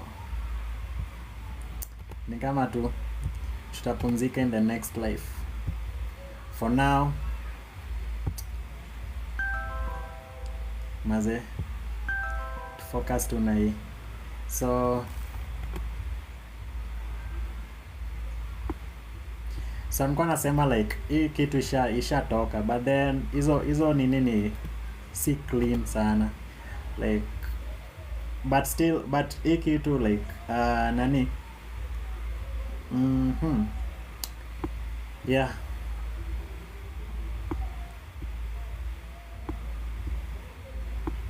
So yeah, nilikuwa nasema ishapeana like hiyo setup yake, so ni kama tungoje tuone kama itatupea kitu, but so huku juu hizo tusha miss. Gold imebuy ajab. Yeah, gold imebuy. So alifunza 2023 mentorship. Okay.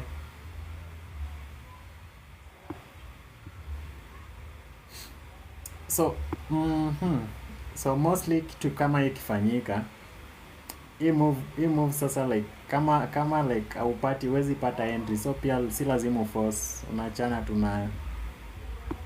but this level here,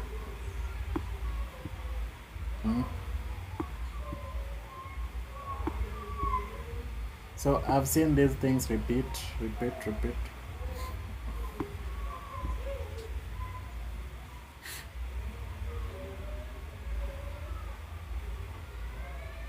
Yeah, toka.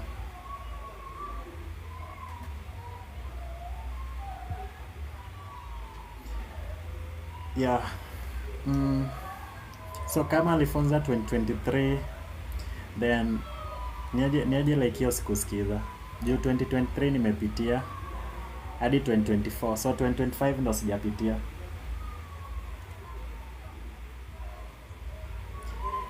Okay, so sijui to expound ile nini yetu ya mwisho. So imetradia kwa hii nini, so nataka kuangalia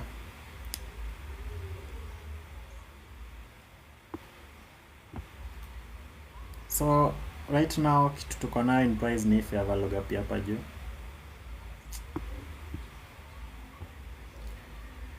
Yeah. So nitume link ya WhatsApp group ya hapo. So hiyo ndo sasa itakuwa shida. Okay, si shida. So niteka share.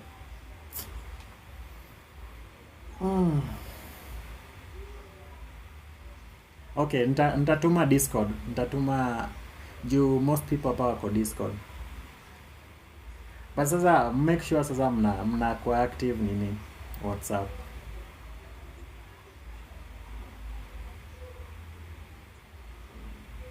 So right now imerudia tu hii price, hii level, hii first presented fair value gap.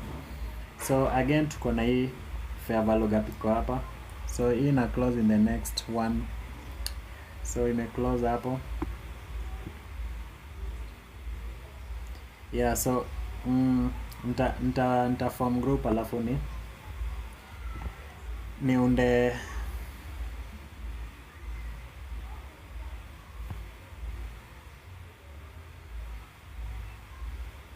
wanaitwa T. Unanisumbua, nataka tu execute.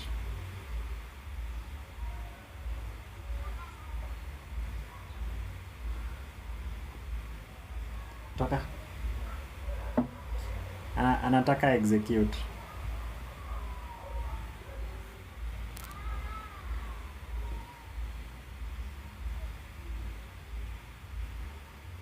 So watu wana recommend WhatsApp group, so wanasema itakuwa active. So I hope tu mweke ikuwe active juu mtu kama mimi hata WhatsApp naingianga sijui once in a while, but tatry maze, itabidi tu. Yeah, so I guess kuunda community itabidi tu nimezoea kuongea na watu, so sina option, itabidi basi tuunde group.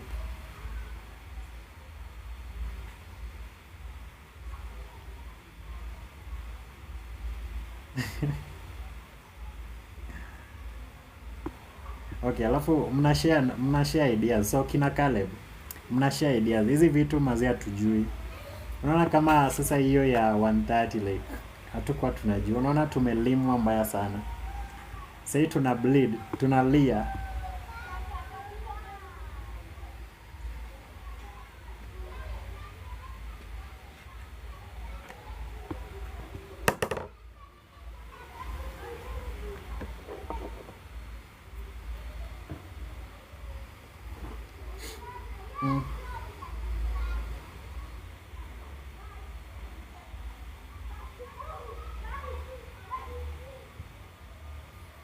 So guys, ni kama ile nini yetu ya mwisho, nataka kuangalia venye na trade kwa hii first presented fair value gap. So hiyo last shot like tuone kama tunaweza nini,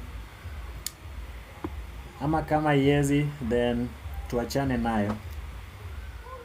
But right now juu tuna trade past 10:30 ama past 5:30, so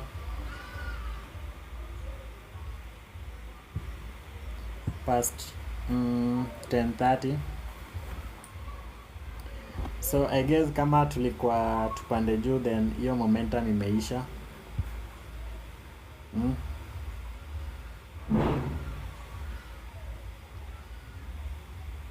So lazima ideas ziflow, lazima. So tuone venye ita react na hii level. So imerudia up cross candle, alafu ikarudi tena kwa hii first presented fair value gap. So oops,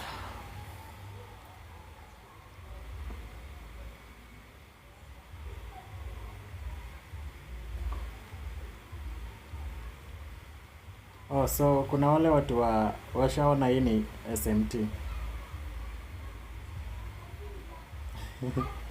So mbona mkusema hii ya juu ni SMT?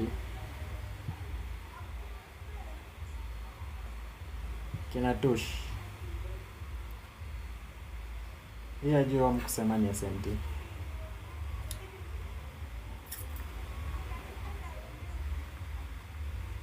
So kama we ni new hapa, like karibu huku mazee, yeah, huku una read price like at least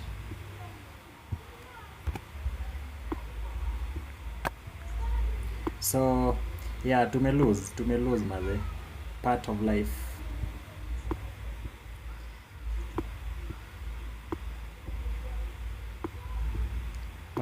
So ukilose like it's not the si ati ujui kitu nafanya. So provided okay, unajua like in as much as umefollow kila kitu yenye iko kwa ebook yako, kwa playbook yako, like ukijiona like hiyo ni winning trade juu, okay, in as much as kwa account yako like si winning trade, but tuangalie. So buy side liquidity imechukuliwa, yeah. So buy side liquidity, fair value gap, so tuna trade below fair value gap, yeah. So emaili tumetrade huku chini, so nilikuwa nataka kutumia hii kama sasa hii itakuwa IFVG. So si expect like na expect price drop huku chini, but then ijafanyika. So hiyo FVG, alafu again imenipea breakaway gap, measuring gap, so tuka close below first presented fair value gap.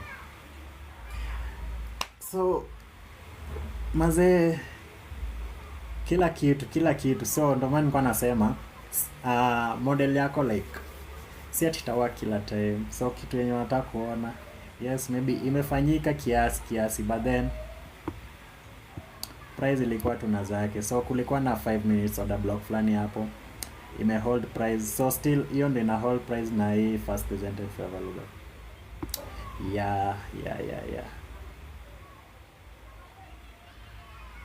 Yeah, tuko all time high. So kitu tu tumefanya ni tulipick tops, yeah. So tuli expect like maybe ingekuwa high sasa, all time high sasa, the new all time high, but then maze but tu kila kitu like hii kitu ikifanyika tena like next time I'll execute on it again and again. So the fact that ija work out hii time sasa like isikupeleke kwa ile deathbed yenye sasa unaona ni kama ujui, unajua ni venye tu sasa hiyo siku like it was not your day. So yeah, losses are part of the game.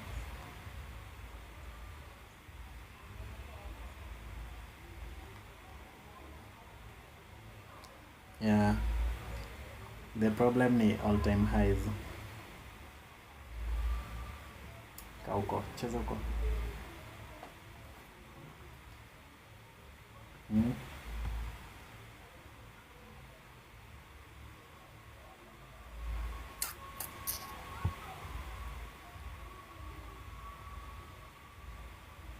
So kina nani, kina Eddie walikuwa bullish.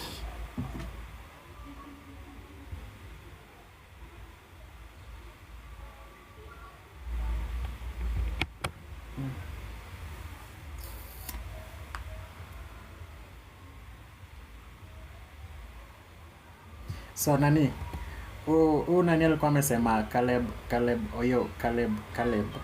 Caleb like alikuwa amesema TJF ICT alisema unangojea 1:30. So 1:30 ni saa 2:30. Toka.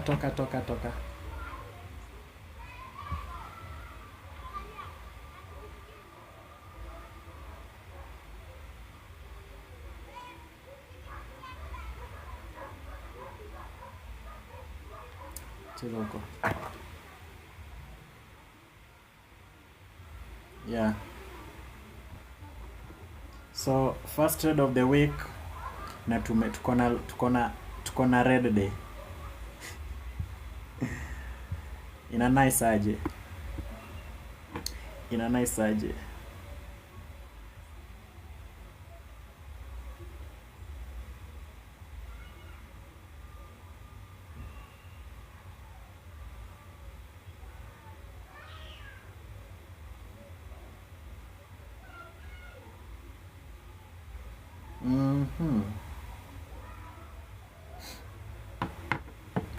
So far hii level imekuwa ikihold price.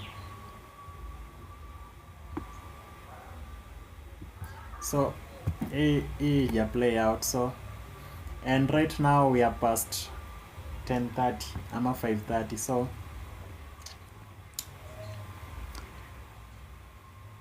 ni kama tu tushamaliza ya wiki. Maybe tuende tuone hiyo saa 2:30. So hiyo saa 2:30 nitaangalia tu chat, lakini sasa sijui juu maybe inaweza kuwa ni time yangu ya kutulia. Yeah, hii ni ndogo hii.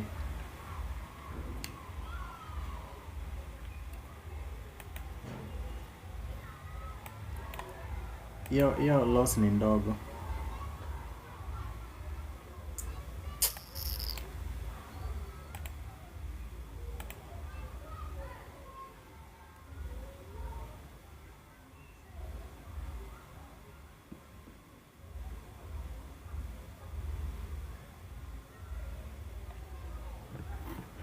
So kwa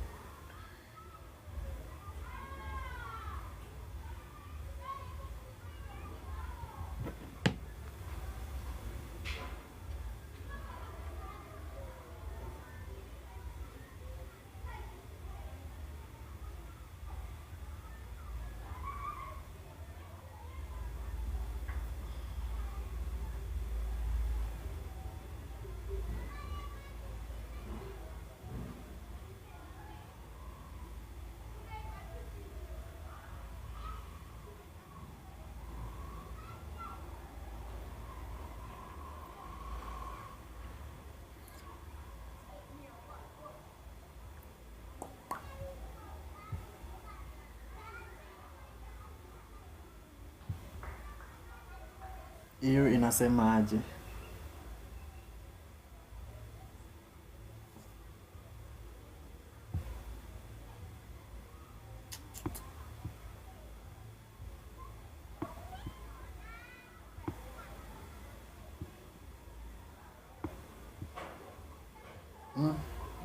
Hey, nice.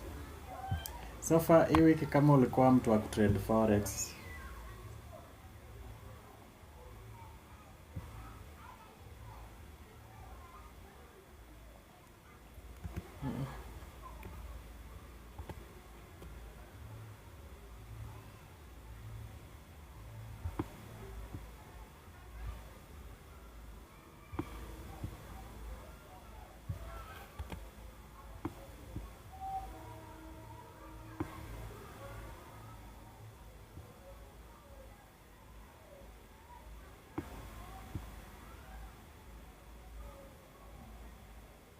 So far GU at least imekuwa na kitu at least interesting kidogo.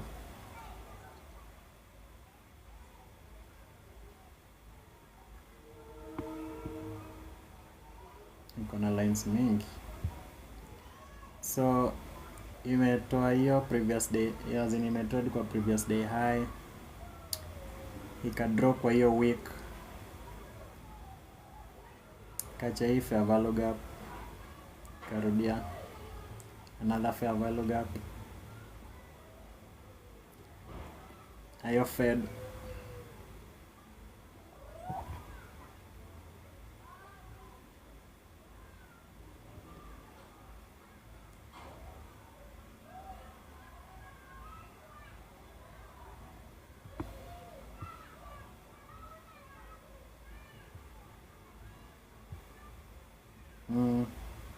alafu ikarudia tena hii fair value gap, ikadrop. So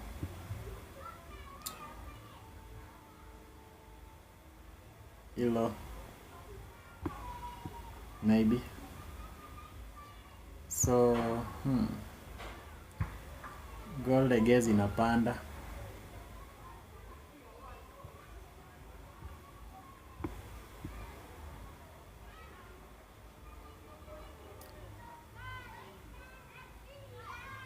So hii level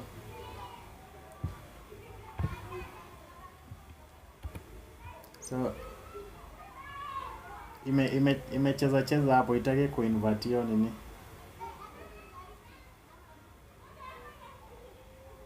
tunataka invalidate hiyo fair value gap.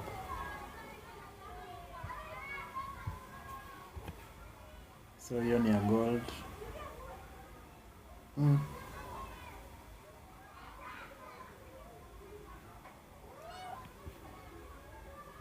Tulia, cheza chini.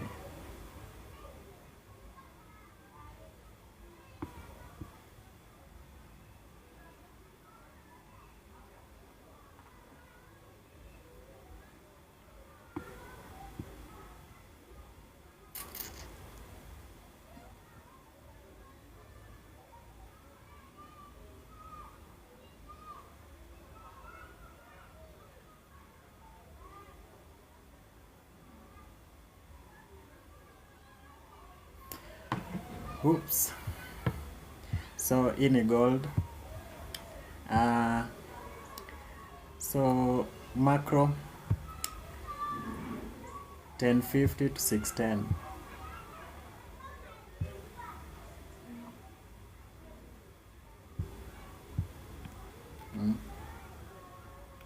So one.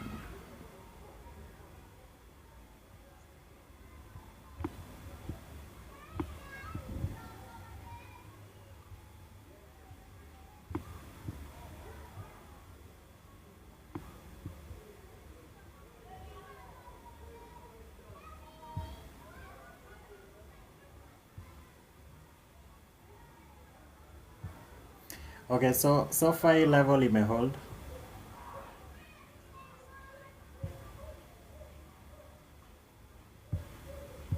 Yeah, so hiyo level ndio imehold price.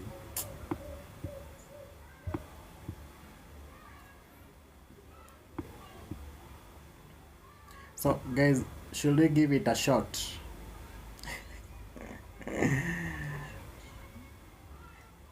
Okay.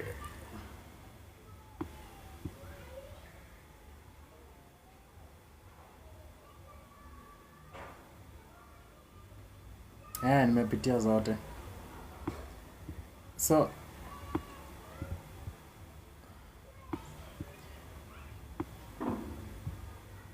imereact kwa hii level.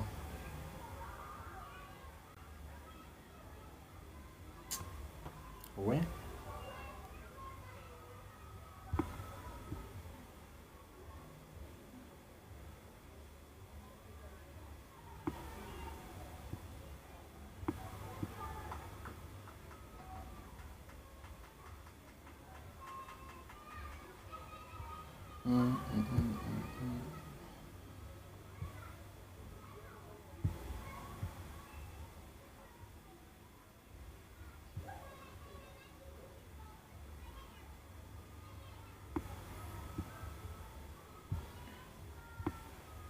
So imereactia imekuja ikatoa hii biside kidogo hii.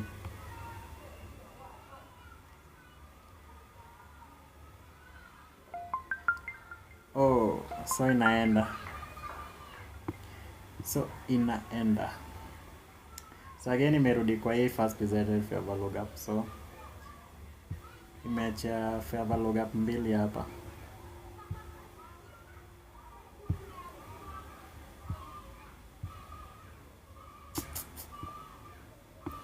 Masaa mbaya. So imecheza na akili ya watu. As if si buy. Don't buy.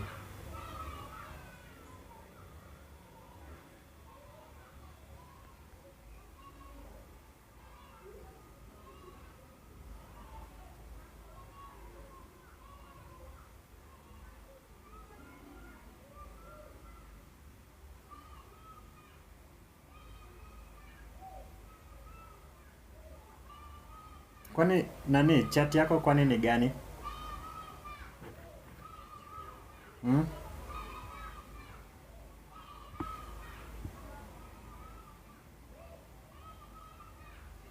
Sasa hiyo unapewa like delayed data.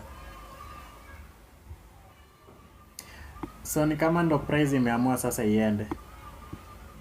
So ingefanya ingie huku juu.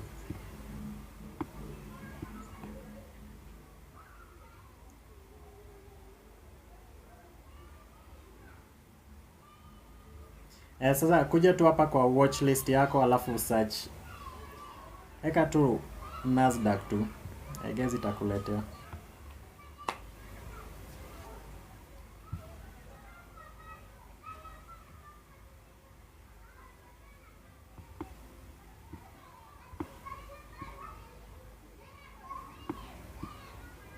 So instincts ilikuwa imeniambia niingie na hapa ile masaa, but then oops. Acha tuone.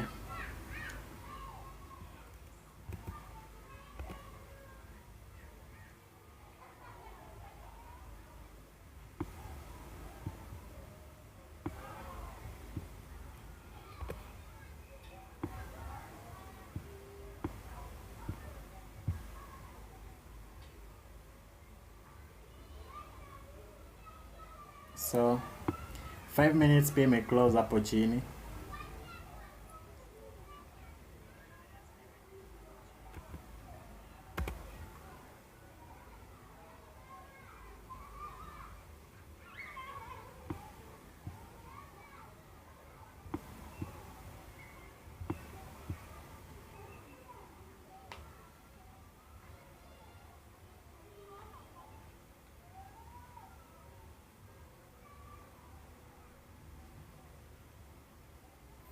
So tuone inaweza rudi hapa kweli.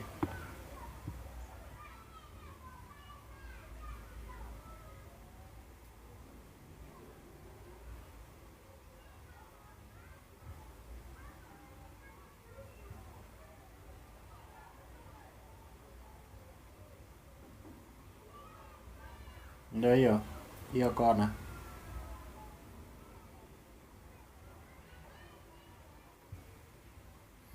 So guys, juu sasa inakwanga kama past 10:30 sijapata like entry, then hii hata ikideliver itakuwa na mimi.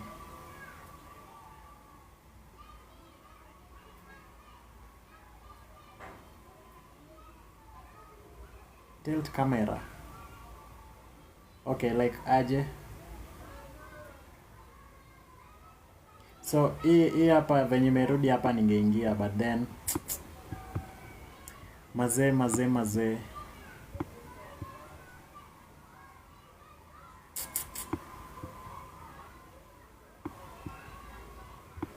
So huku chini sasa.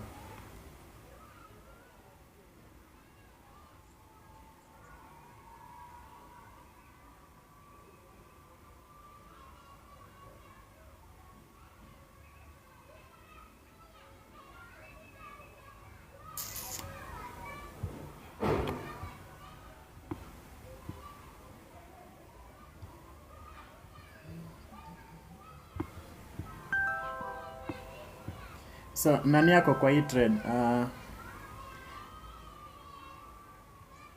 Tusha kondani.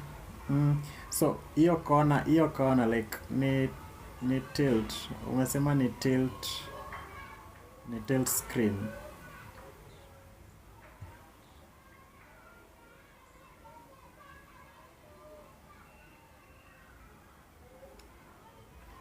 Okay, so aje. So ni tilt aje.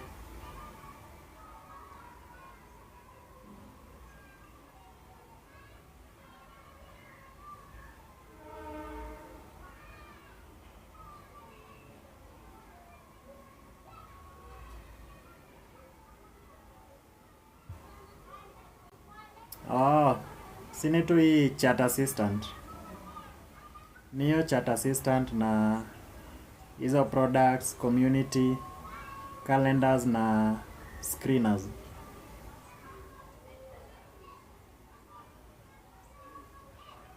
So, acha tuangalie 5 minutes inafanya nini.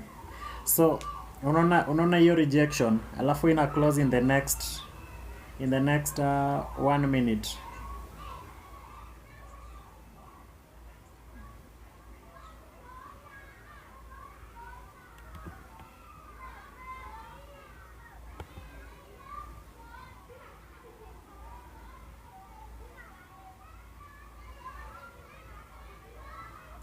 Azi hakuna kitu ka hiyo.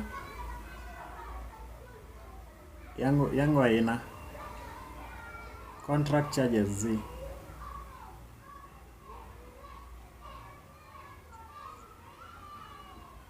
Ama unless sija update, but I guess nilitumiwa hiyo notification ya ku-update na nili-update, so siji. So price tena imerudi kwa hii first presented fair value gap, so ni aje mjengo Clark.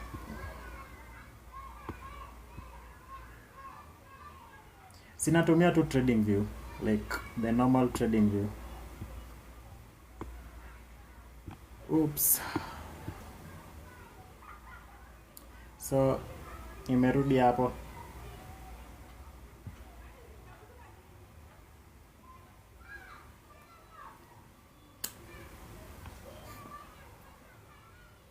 Oh. Like hebu muulize anatumia trading view gani?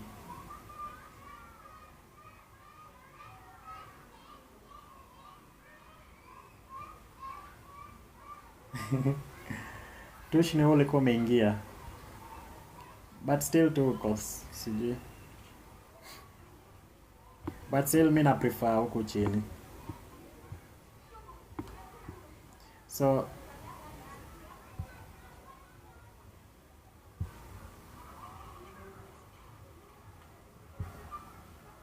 kuna hii fair value gap, but then si expect tena irudi hapo.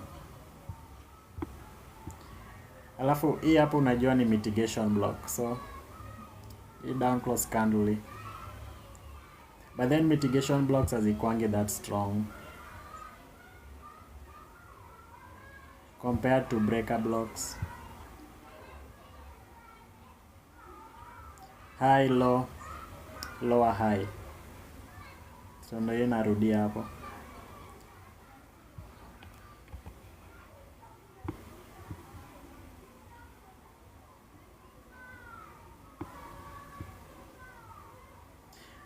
So unaona ile nini yetu tulibaki nao moja.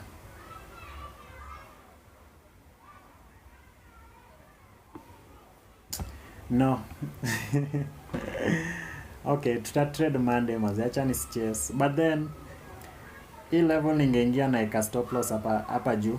Juu ya hii first presented fair value gap.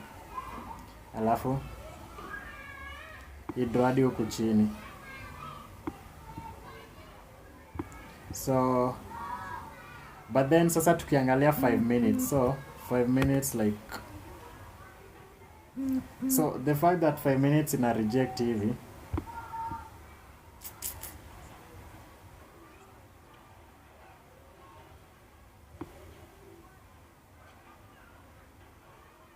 sijui man, but kama price una fight nayo then achana tu nayo. So the fact that na fight kujua direction, then that's not mine, that's not for me. So nimekubali, sijui itaenda wapi. So let me now rest my mind. Sijui, for real sijui. So kama inataka kwenda chini, well and good. Kama itataka kurudi juu, still fine. Juu huku juu pia bado imeacha hizi high. Hii high na hii high.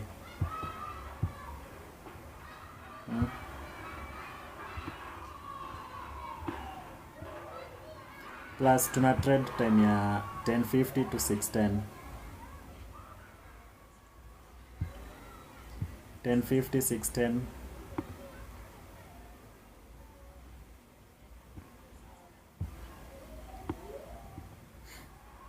Yeah, so maybe tu imekuwa ni hiyo protraction ya chini koja kutoa hii sell side. Juu hii imefail kutoa hii buy side, so imekuja kutoa hii sell side na hii. So hilo na hilo. Alafu sasa okay, sijui itafanya nini.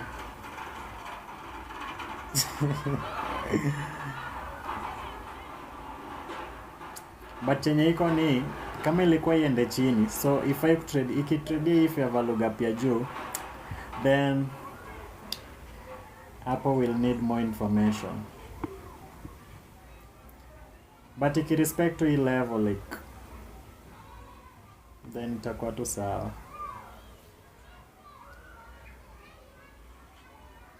Yeah, so mi nitachill tu Monday. So nani anasema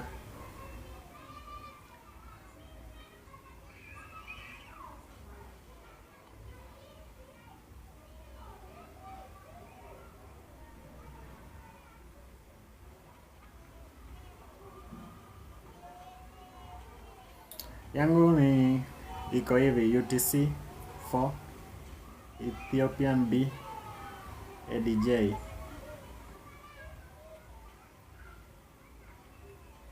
But nani kama like usha scale stop loss yako, then hakuna haja upanic. So stop loss yako I guess tu unajua venye una scale. So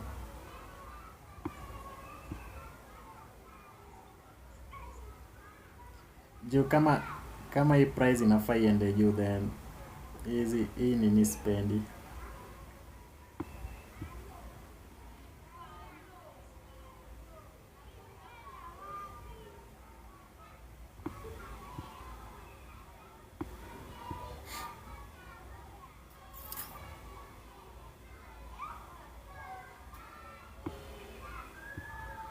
Yeah, so 5 minutes isha close.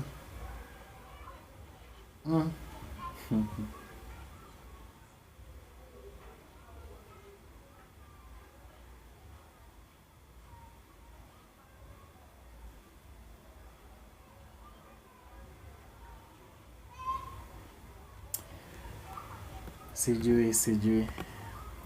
Let me not fight it.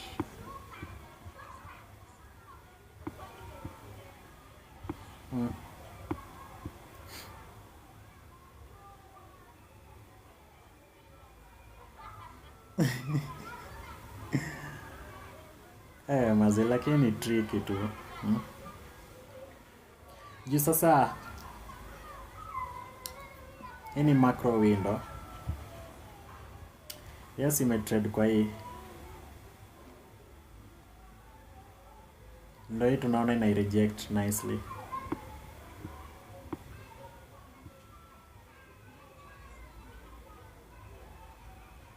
So kama ni kuenda iende itupe fair value gap ingine hapa, then tuta trust inaenda huku chini.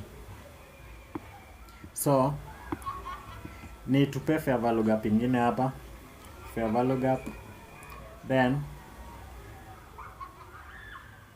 to deliver huku chini. Kama pia itaki, then to trade above hii.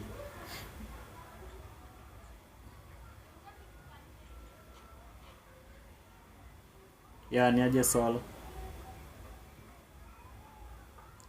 Semaje? Iya leo ni ngumu maze.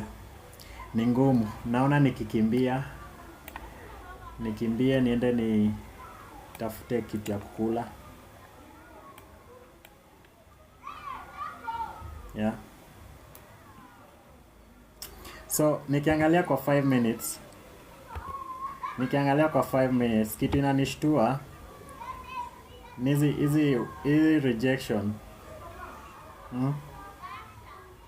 Unaona kama hii masaa like hizi rejection like hii ilikuwa red flag, so tungeona mapema.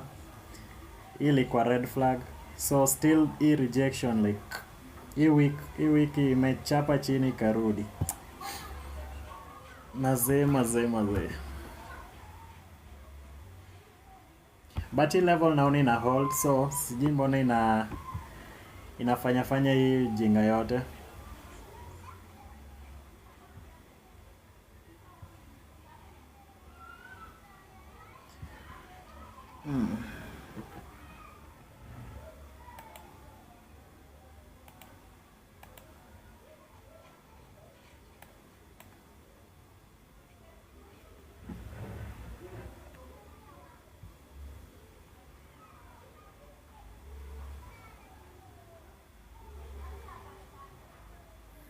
Una stream aje TradingView?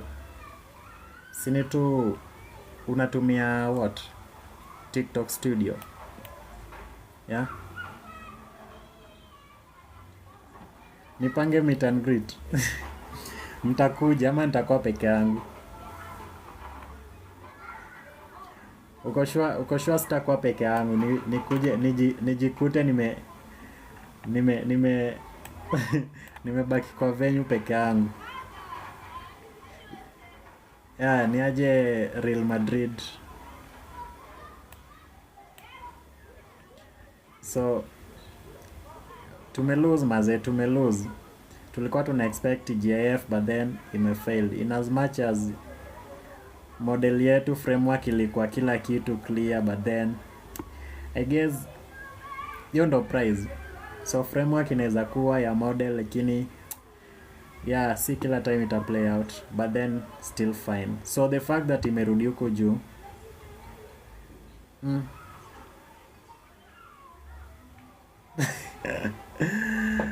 umelia to the low ICT.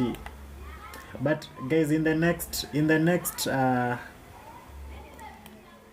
nipe tu 1 year nenda kwa okay siji, but sidhani kama I'm planning to stay huko ku overstay juu. Maybe tu nitakaa kwa hii platform for the next 2 years alafu nitoke. Si 2 years, so tumeanza, so today is so leo tuko second month. Yeah, so in a span of 2 years I guess nitakuwa nishafanya kila kitu nataka alafu nipote, so niishi private life. Yeah, away from praying eyes. Yeah, God akitupea life, you know. I'm up 0.7% today. Yes. So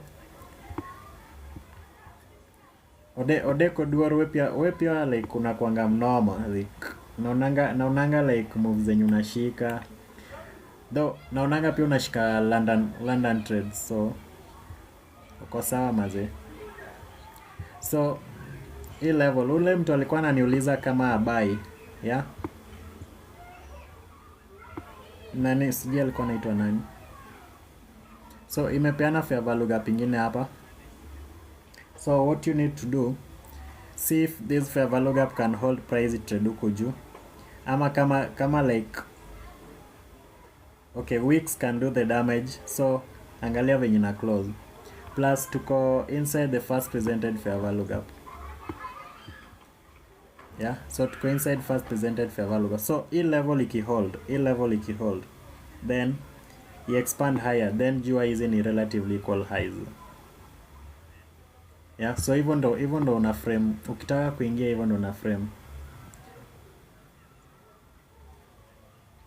So naona week imeingia chini. Okay, acha niangalie vizuri. Maybe hata kuna fair value gap hapo. Okay, kuna fair value gap. So kuna hiyo fair value gap, and but hapa imekuwa chafu.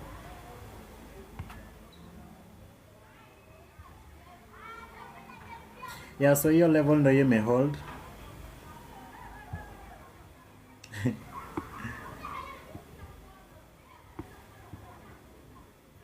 level imehold.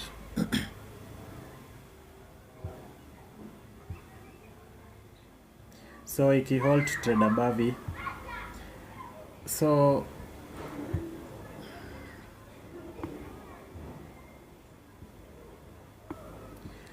ule mwenye alikuwa anataka kubuy, to that person who wanted to buy, so sijui anaitwa nani, let me check jina yake.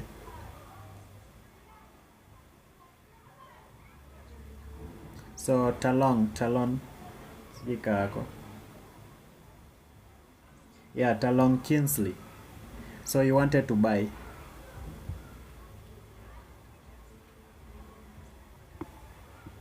So I guess you can try that. Stop loss yeke hapa chini. Yeah, so stop loss should be below. You see this first presented fair value gap, so your stop should be here, just below here. So if it comes back, then that was not a setup.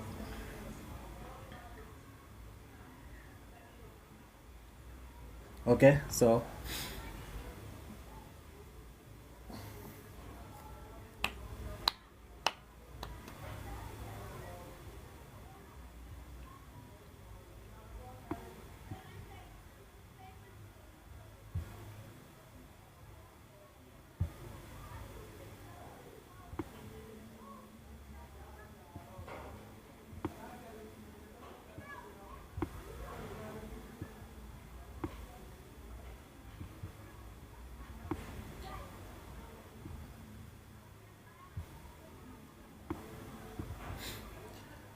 yeah, I gave the signal.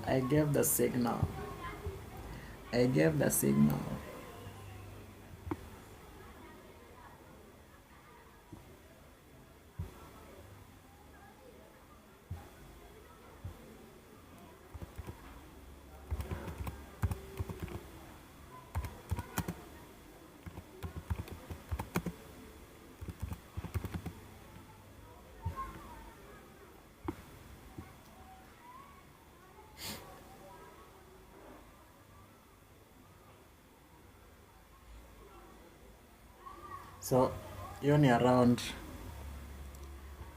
4R.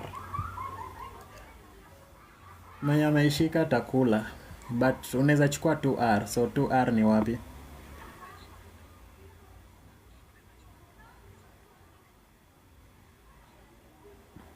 So 2R ni ikichapa hiyo hapo ni 2R. Shachapa 2R, so ule mtu mwingine wa 3R.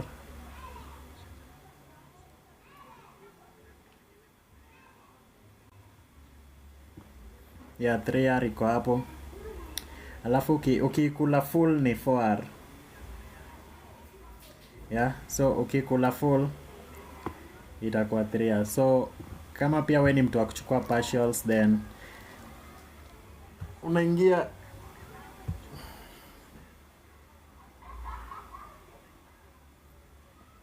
yeah, kila mtu ametendwa leo, but then mi spendi like leo sikuwa na idea ya kubuy, so mi pia nimechendwa huku, nimetendwa.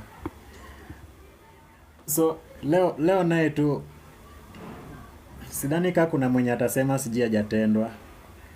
Hiyo itakuwa uongo, atakuwa anadanganya mbele ya watu. Okay, maybe mwenye alichukua longs, yeah, kuna wale walichukua longs, lakini kama kuchukua partials, then ilirudi kamchukua. Yeah, tulikuwa na watu wengine hapa. So ule mtu wa 3R, so 3R bado. So right now scale yako unafaa scale, as in stop yako. So your stop loss, yeah,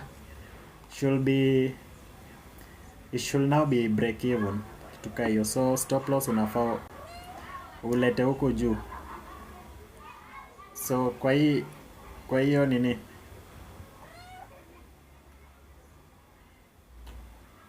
tienda huko, cheza huko.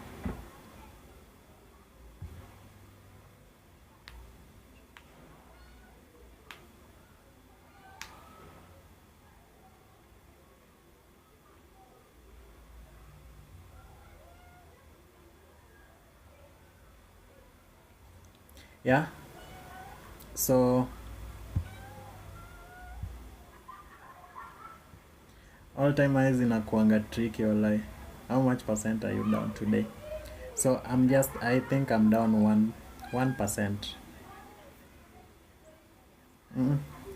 Is it?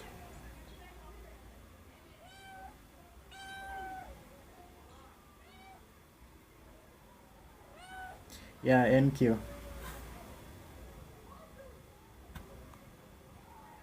Yeah, NAS 100. So right now your stop. Okay, so unaona hii, can you see this fair value gap?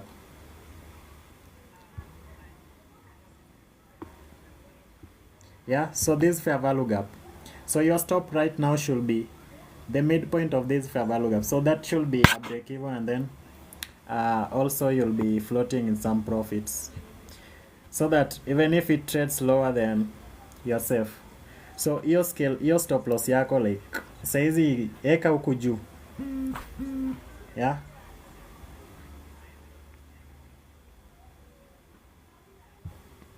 Yeah.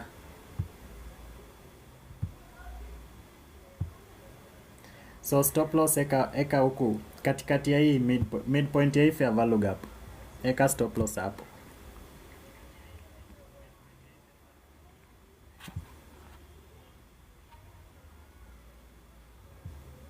Yo, semaje so.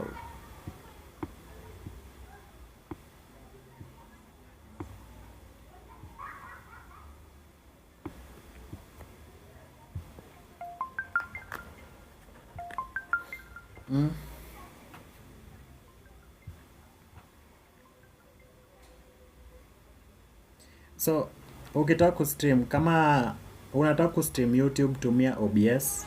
Ukitaka kustream TikTok tumia TikTok studio. Yeah, so TikTok studio iko na ni user friendly platform na yeah. So guys, if we push higher, then your stop should be below this low here. Yeah, so if we are pushing higher, then you see this fair value gap.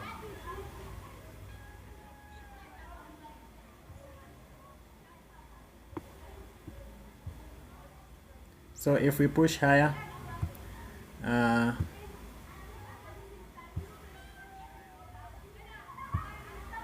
so you can also take your profits hapa juu.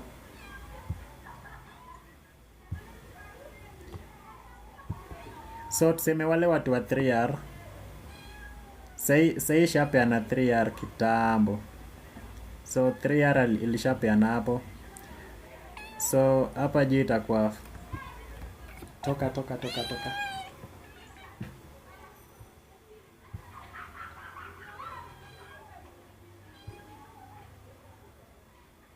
So acha tumalize hii nini alafu ni end hiyo TikTok studio sasa.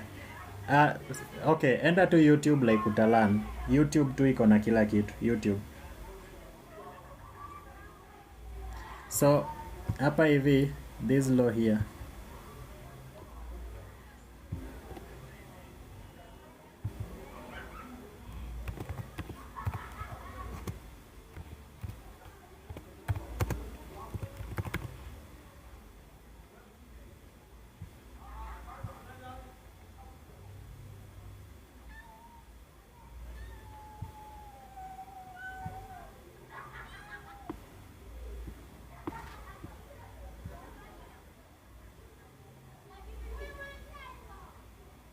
Yeah.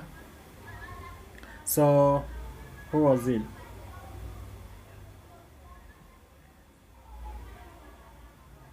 So Talon Kingsley alikuwa anataka kubai, so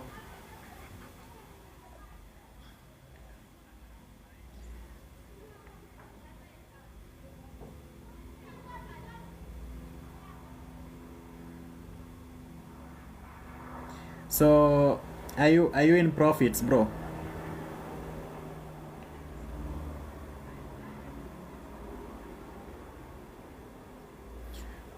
unaweza pata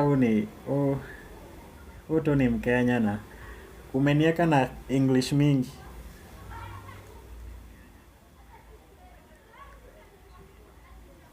Mi ni mjaka. Sisi hatujui kizungu bwana.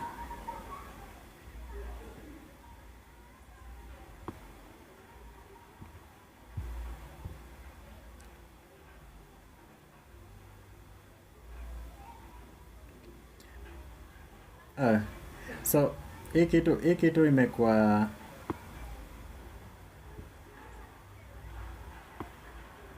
okay, sasa hata tuseme tu mtu aliingia hapo.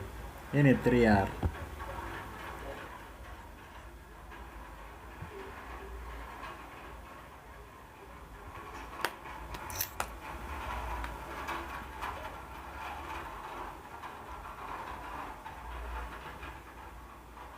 So this is how you manage your trade. So once you get in, you have to scale your stop loss. So even if it trades lower, you're still safe. And finally, boom. Cheka.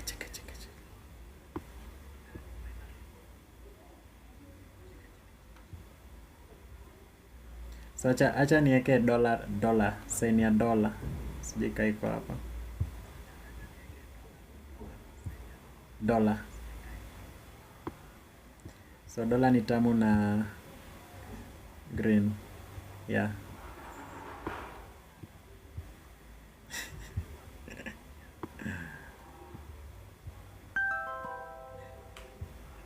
So I hope the likes of Talong Kingsley, you went long, and right now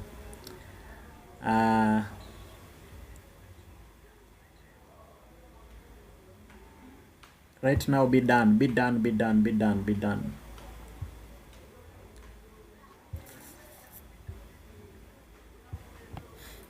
Yeah, so mtu akitaka kunini hiyo kusemaje, kujournal your trade, hii pia inaweza kuwa tu setup yako. Sell side liquidity, but then sikuwa napenda hizi. The fact that we've traded above, if we trade above this first presented fair value gap. So I was saying if this level supports, then we are going higher. How much percent are you up now? Sikuingia mimi. Hii tu nilikuwa nimepea, kuna mtu alikuwa ameuliza anataka kubai, so nilikuwa tu nimemwambia aingie. So me, I'm down 1%.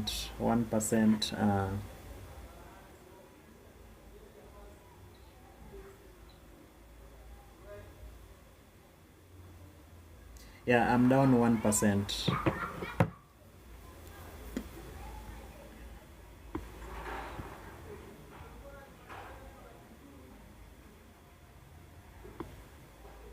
But then nilisema I'm going to get another account so that nitakuwa na execute hizi trades. Umeulizia strategy. So like strategy yangu tu ni simple. Relatively equal highs. Yeah, relatively equal highs. Wait for sell side liquidity to be taken out. Fair value gap. So once liquidity has been taken out, is there any fair value gap? If there is, then do we trade above that fair value gap? So hapa hivi haikuwa clear sana, but then we're only having this fair value gap here. So let me show you. So we were having this small fair value gap here. So immediately we traded into it and then rejected lower. Again traded through it.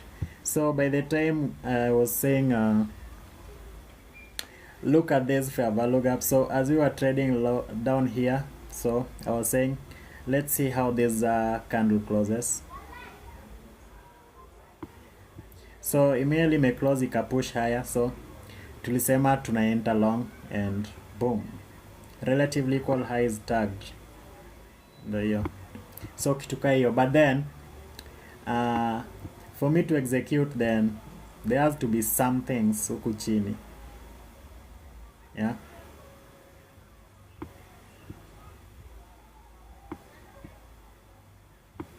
So Sol, ukikuja huku kila siku utakuwa unaona, ama ukicheck tu hizo previous recordings utakuwa unaona na marking relatively equal highs, relatively equal lows.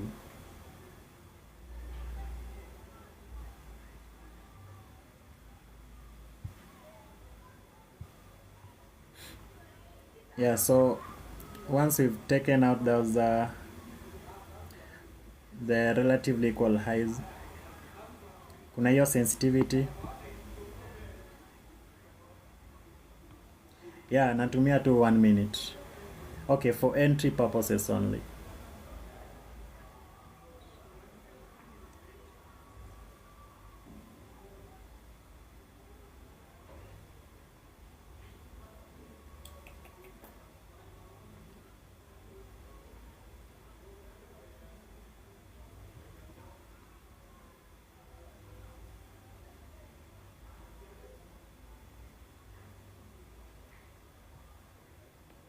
So guys, I think I'm done. I'm done for the day, and unless kuna mtu ako na swali.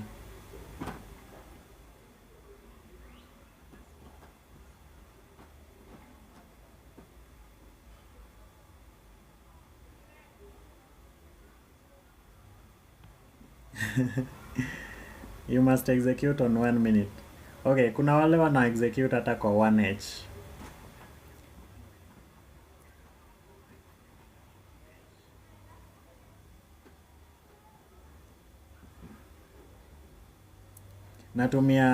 Natumia minutes like 20. So saizi nikianzanga nilikuwa natumia 10, so by the time naendelea naongeza. So right now I'm using 20. Is it 20 mini contracts?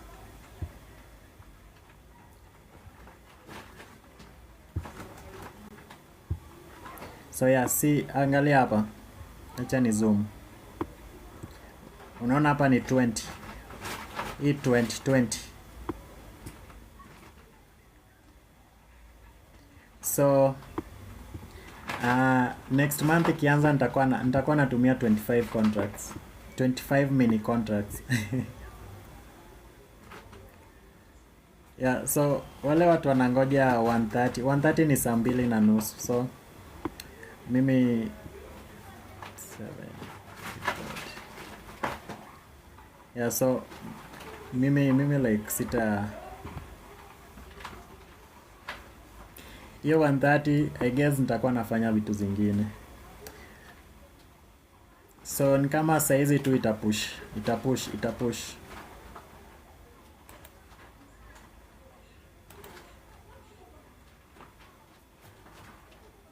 Una connect Xness dhani kama inaweza nini.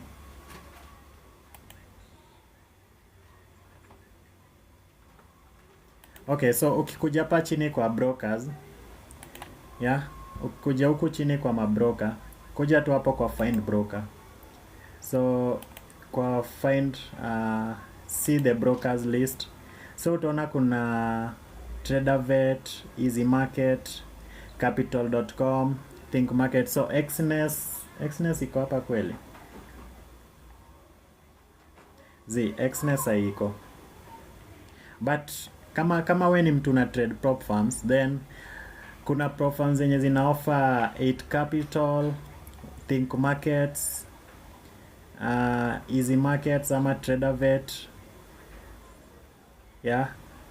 Ama kama uko Kenya na unataka kutrade live accounts, so unataka kuconnect na TradingView, then chukua Pepperstone. Yeah, Pepperstone. So actually mi napendanga kutrade live, napenda kutumia FBS. So though FBS haiko hapa, so siwezi link na Xness dhani kama iko. So let me check kama huku chini kuna Xness.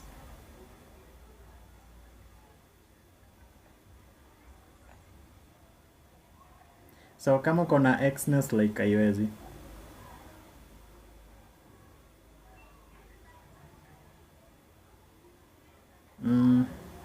niko na funded bro na nimeblow only one account since nianze funded accounts.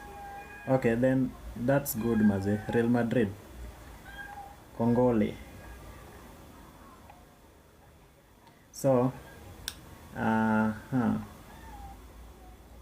so kama unataka ku connect broker yako na TradingView, then kama unatumia hizo ama gani tena, so kuna wale pia wanaweza nini na Binance,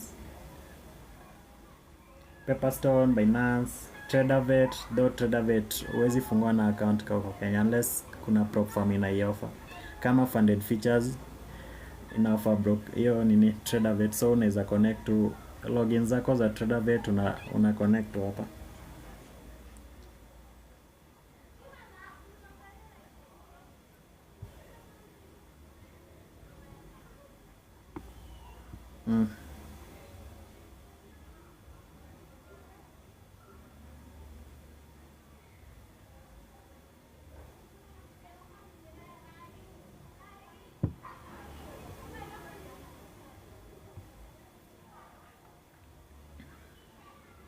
So I think markets unaweza fungua na account.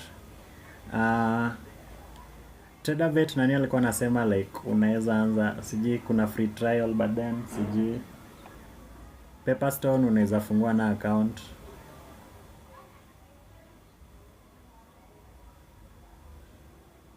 So if at all you are in this trade, then you need to be done right now. Close that trade, close that position and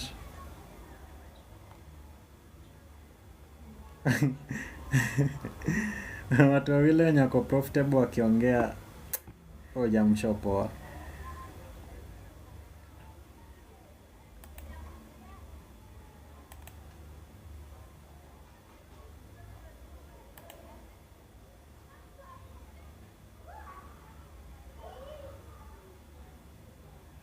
Yeah, so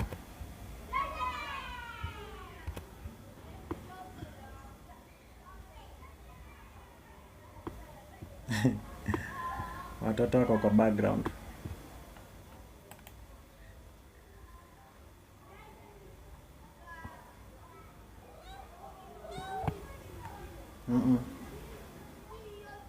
Tulia.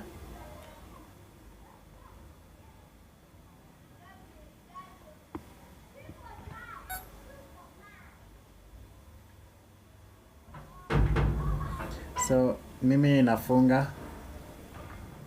So wale wa kutrade PM session mjitayarishe. So by then kuna ule mwenye atasema hii ni high low higher high, alafu impe fair value gap.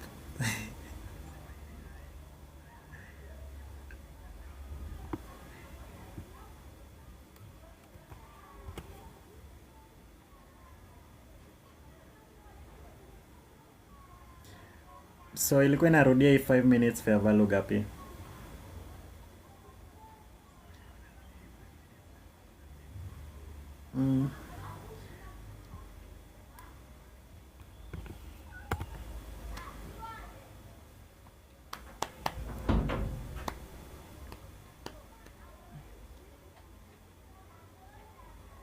Leo nimekawia huku 2 hours, almost 3 hours.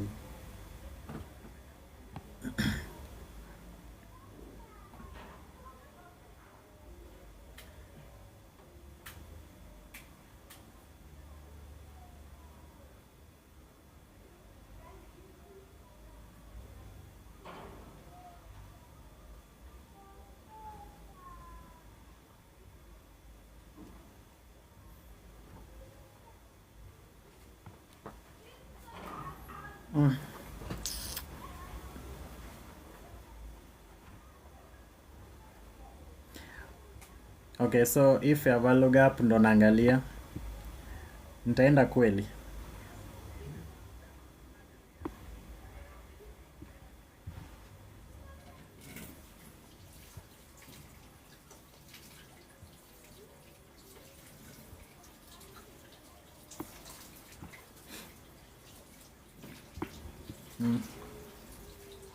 So nilikuwa nasema kuna mwenye anaona hii ni high low higher high, then ime break down ikafanya kitu kaa hiyo shift fair value gap, imerudia hiyo fair value gap. So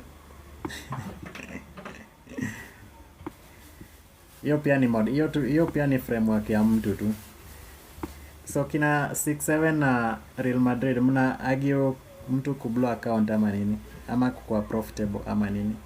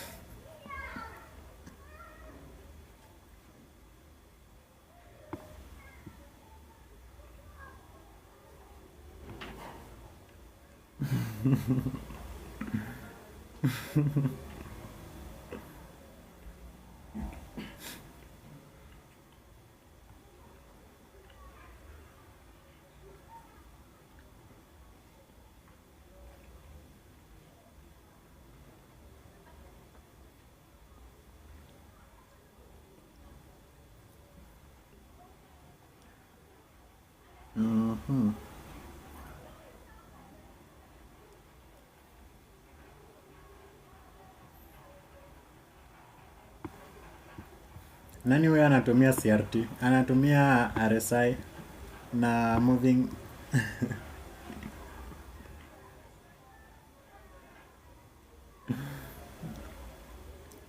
so hii level ni kama inajifanya na hold.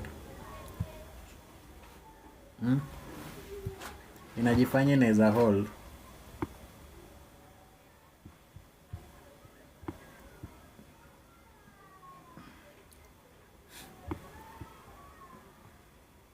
So nani anauliza my take on learning ICT core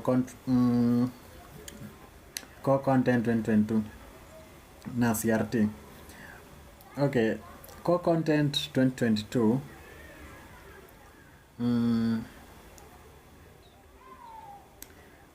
I feel like it's just an entry model, you know?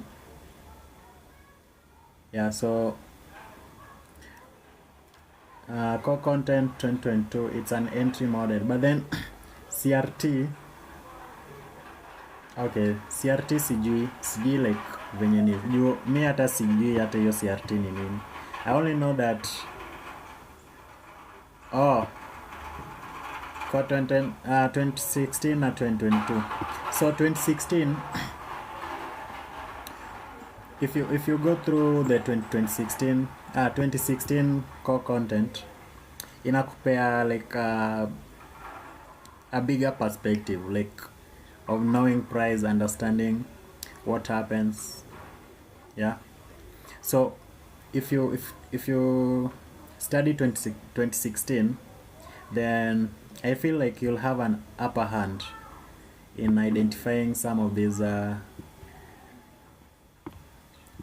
things. 2016 core content iko na hizo as in order blocks, fair value gaps. Yeah, so understanding higher time frame perspectives, the market paradigm shifts, so the processes that the market undergoes: accumulation, manipulation, distribution. But then when you come to 2022, so 2022, what normally happens is simply it's just an entry model. Okay, it's simply an entry model. So guys, right now it's hawa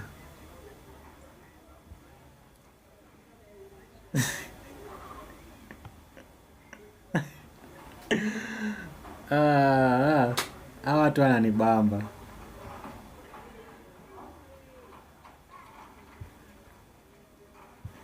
Damn, like seriously 6-7 na Real Madrid. Okay, acha nijibu fantasy kwanza. So fantasy 2016 it gives you the upper hand, so in understanding how price moves, what happens, why does certain things happen at certain time. But then with the 2022 model, it only gives you an entry pattern, so how you need to frame your entry, something like that. So for instance, 2022 will tell you that once this high has been taken out, wait for a short-term low. If a higher high has been formed, so it will tell you that this level here, once you trade below this low with speed and distance leaving a fair value gap here, then that's a wait for price to trade inside the consequent encroachment of this week. Put your stop here and target these lows. So hiyo itakuwa kitu kama hiyo ni 2022 model, yeah. But now 2016, that's where you're going to learn breaker blocks, mitigation blocks, liquidity pools. Yeah, acha ni DM nani.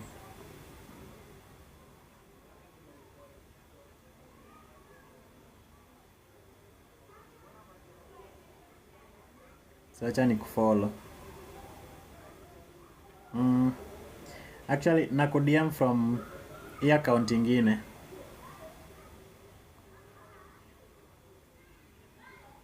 Yo. Yeah, nimekudm from your account ingine. Yeah, so as I was saying, so immediately this level has confirmed to us that it can hold. So wait for another fair value gap here. If it can give you another fair value gap here,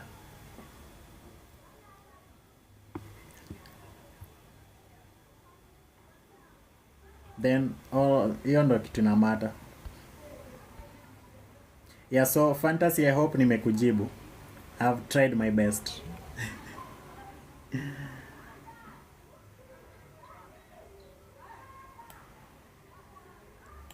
Yeah, so imetupea tuone venye na close. So let's hope itatupea hiyo fair value gap tunataka hapa. Yeah, and there we go. So hivi tu ndo una nini price. But then unajua sasa hivi like kitu nangojea tu ni PM session. Kwanza sasa hivi tunaingia kwa lunch, PM session lunch. How do you calculate the pips and lots in Nasdaq? So in Nasdaq, when you're trading Nasdaq, then there's nothing like pips and lots. So we are having points. So in position of pips, so we are having points or ticks. Then in place of lot size, we are having contracts. Yeah, so we are either having mini contract or is it the mini contract, na kuna kwanga na macro, one macro ama nini, siji hizo vitu hadi. So how do you calculate? I feel like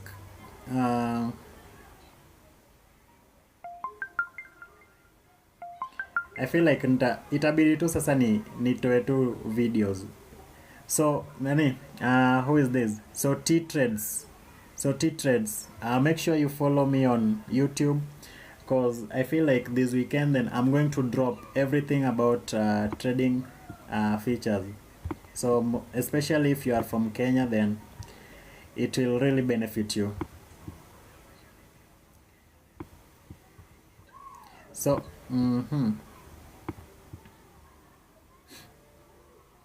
so YouTube is just simply Lucy Trades at Lucy Trades. So I'm going to drop that, so mtakuwa mnanikumbusha Lucy Trades. So I'm going to drop a whole gem on on trading features, especially if you're from Kenya. So what you need to know, yeah, contracts, yeah, micro mini,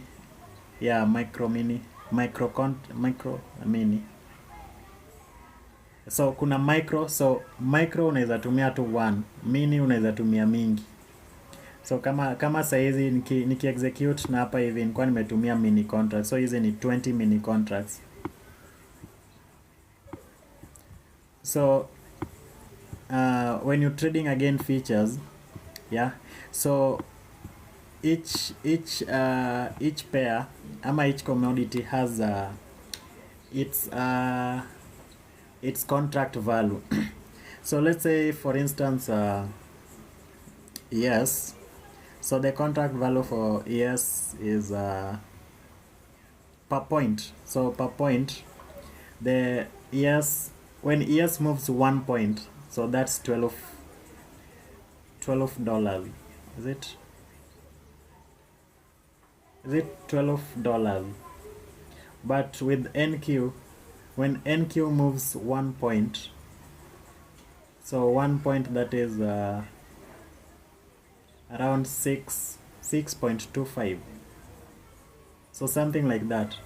So I guess I'll just have to maze mchill tukue positive na support each other. Hii mdomo mbaya haina faida.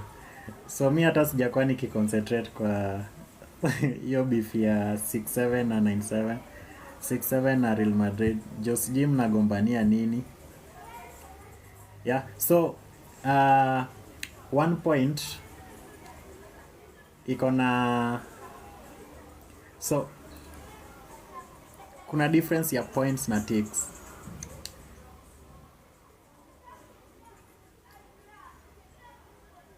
Okay, so kama ni one contract, like hiyo na trade ni micro. So micro, so hiyo like wezi customize. So itabidi kama una trade, kama umepata price hapa, then wezi itabidi tu unafinyilia stop loss juu ikimove tu kiasi hivi, hiyo ni $500.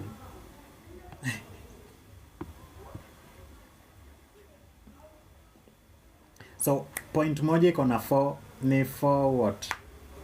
1 point iko na 4 ticks ama nini? Guys, I'll have to confirm. Hizi vitu nilisoma kitambo. So nikiamua like ku produce hiyo video then, so kuna tick na kuna point, yeah.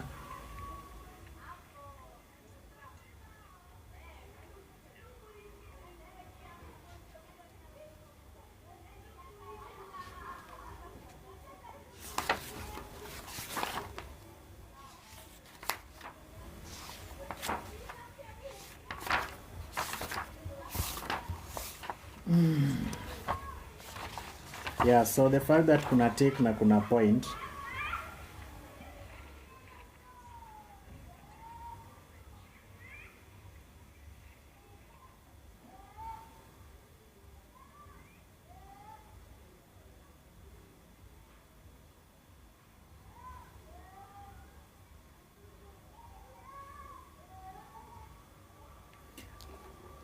so the tick value for ES is $12.50, and the tick value for NQ is $5. So there is 4 ticks in each point. So yeah, so there is 4 ticks in each point. So market can move like, so point simply in the smallest unit price inaweza move to the left, alafu tick ni the smallest unit price ina move to the right. So kuna hiyo price ya right side na left side. So kama ni point ile ya left ikimove point moja, yeah,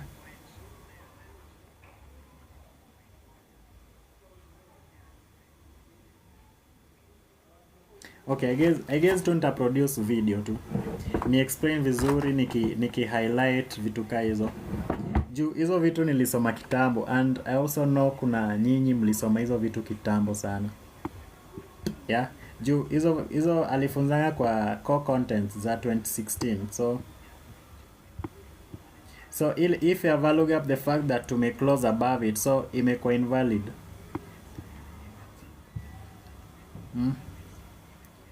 So imekuwa invalid, so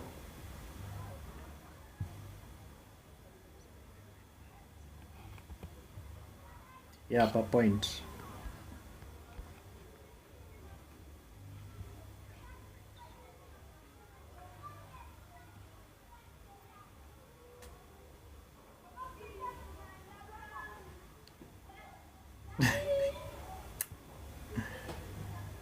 So guys, ni kama mimi tu nimeenda.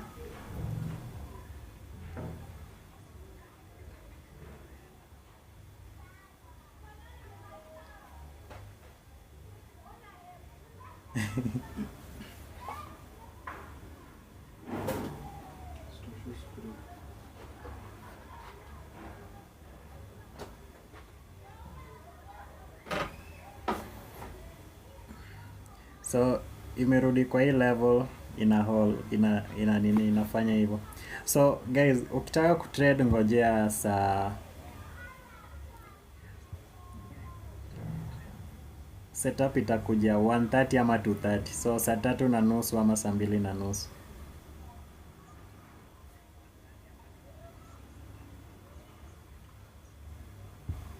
Yeah, so around huko hivi. Euro USD saizi like iko sijui aje, sijaribu.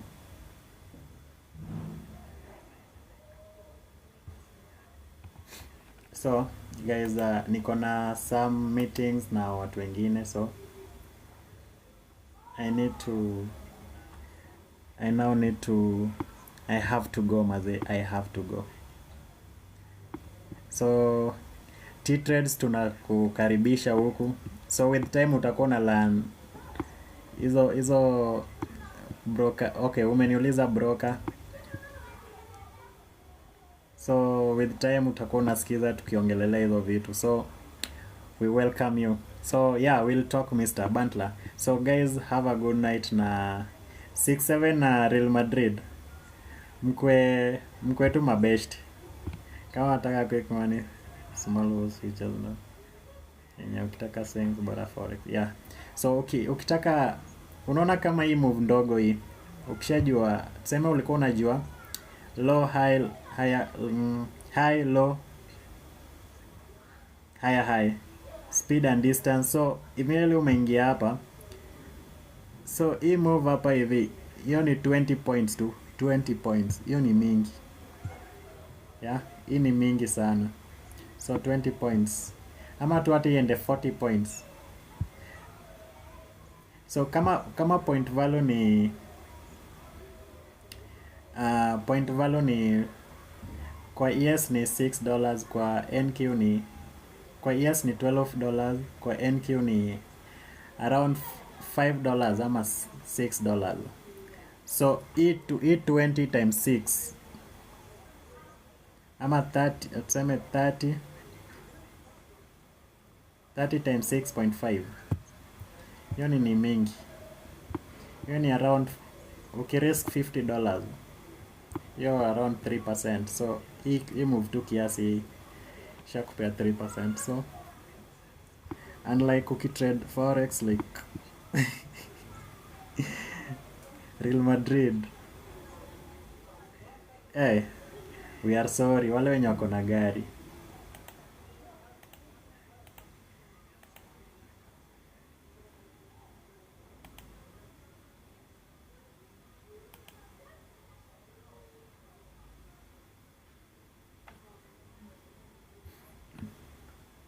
Na by the Kenya kuna kuanga na hedge fund.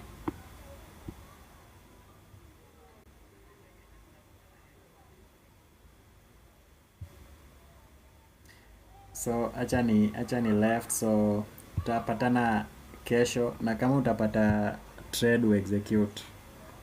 See you guys maybe nitaingia weekend chape pre-market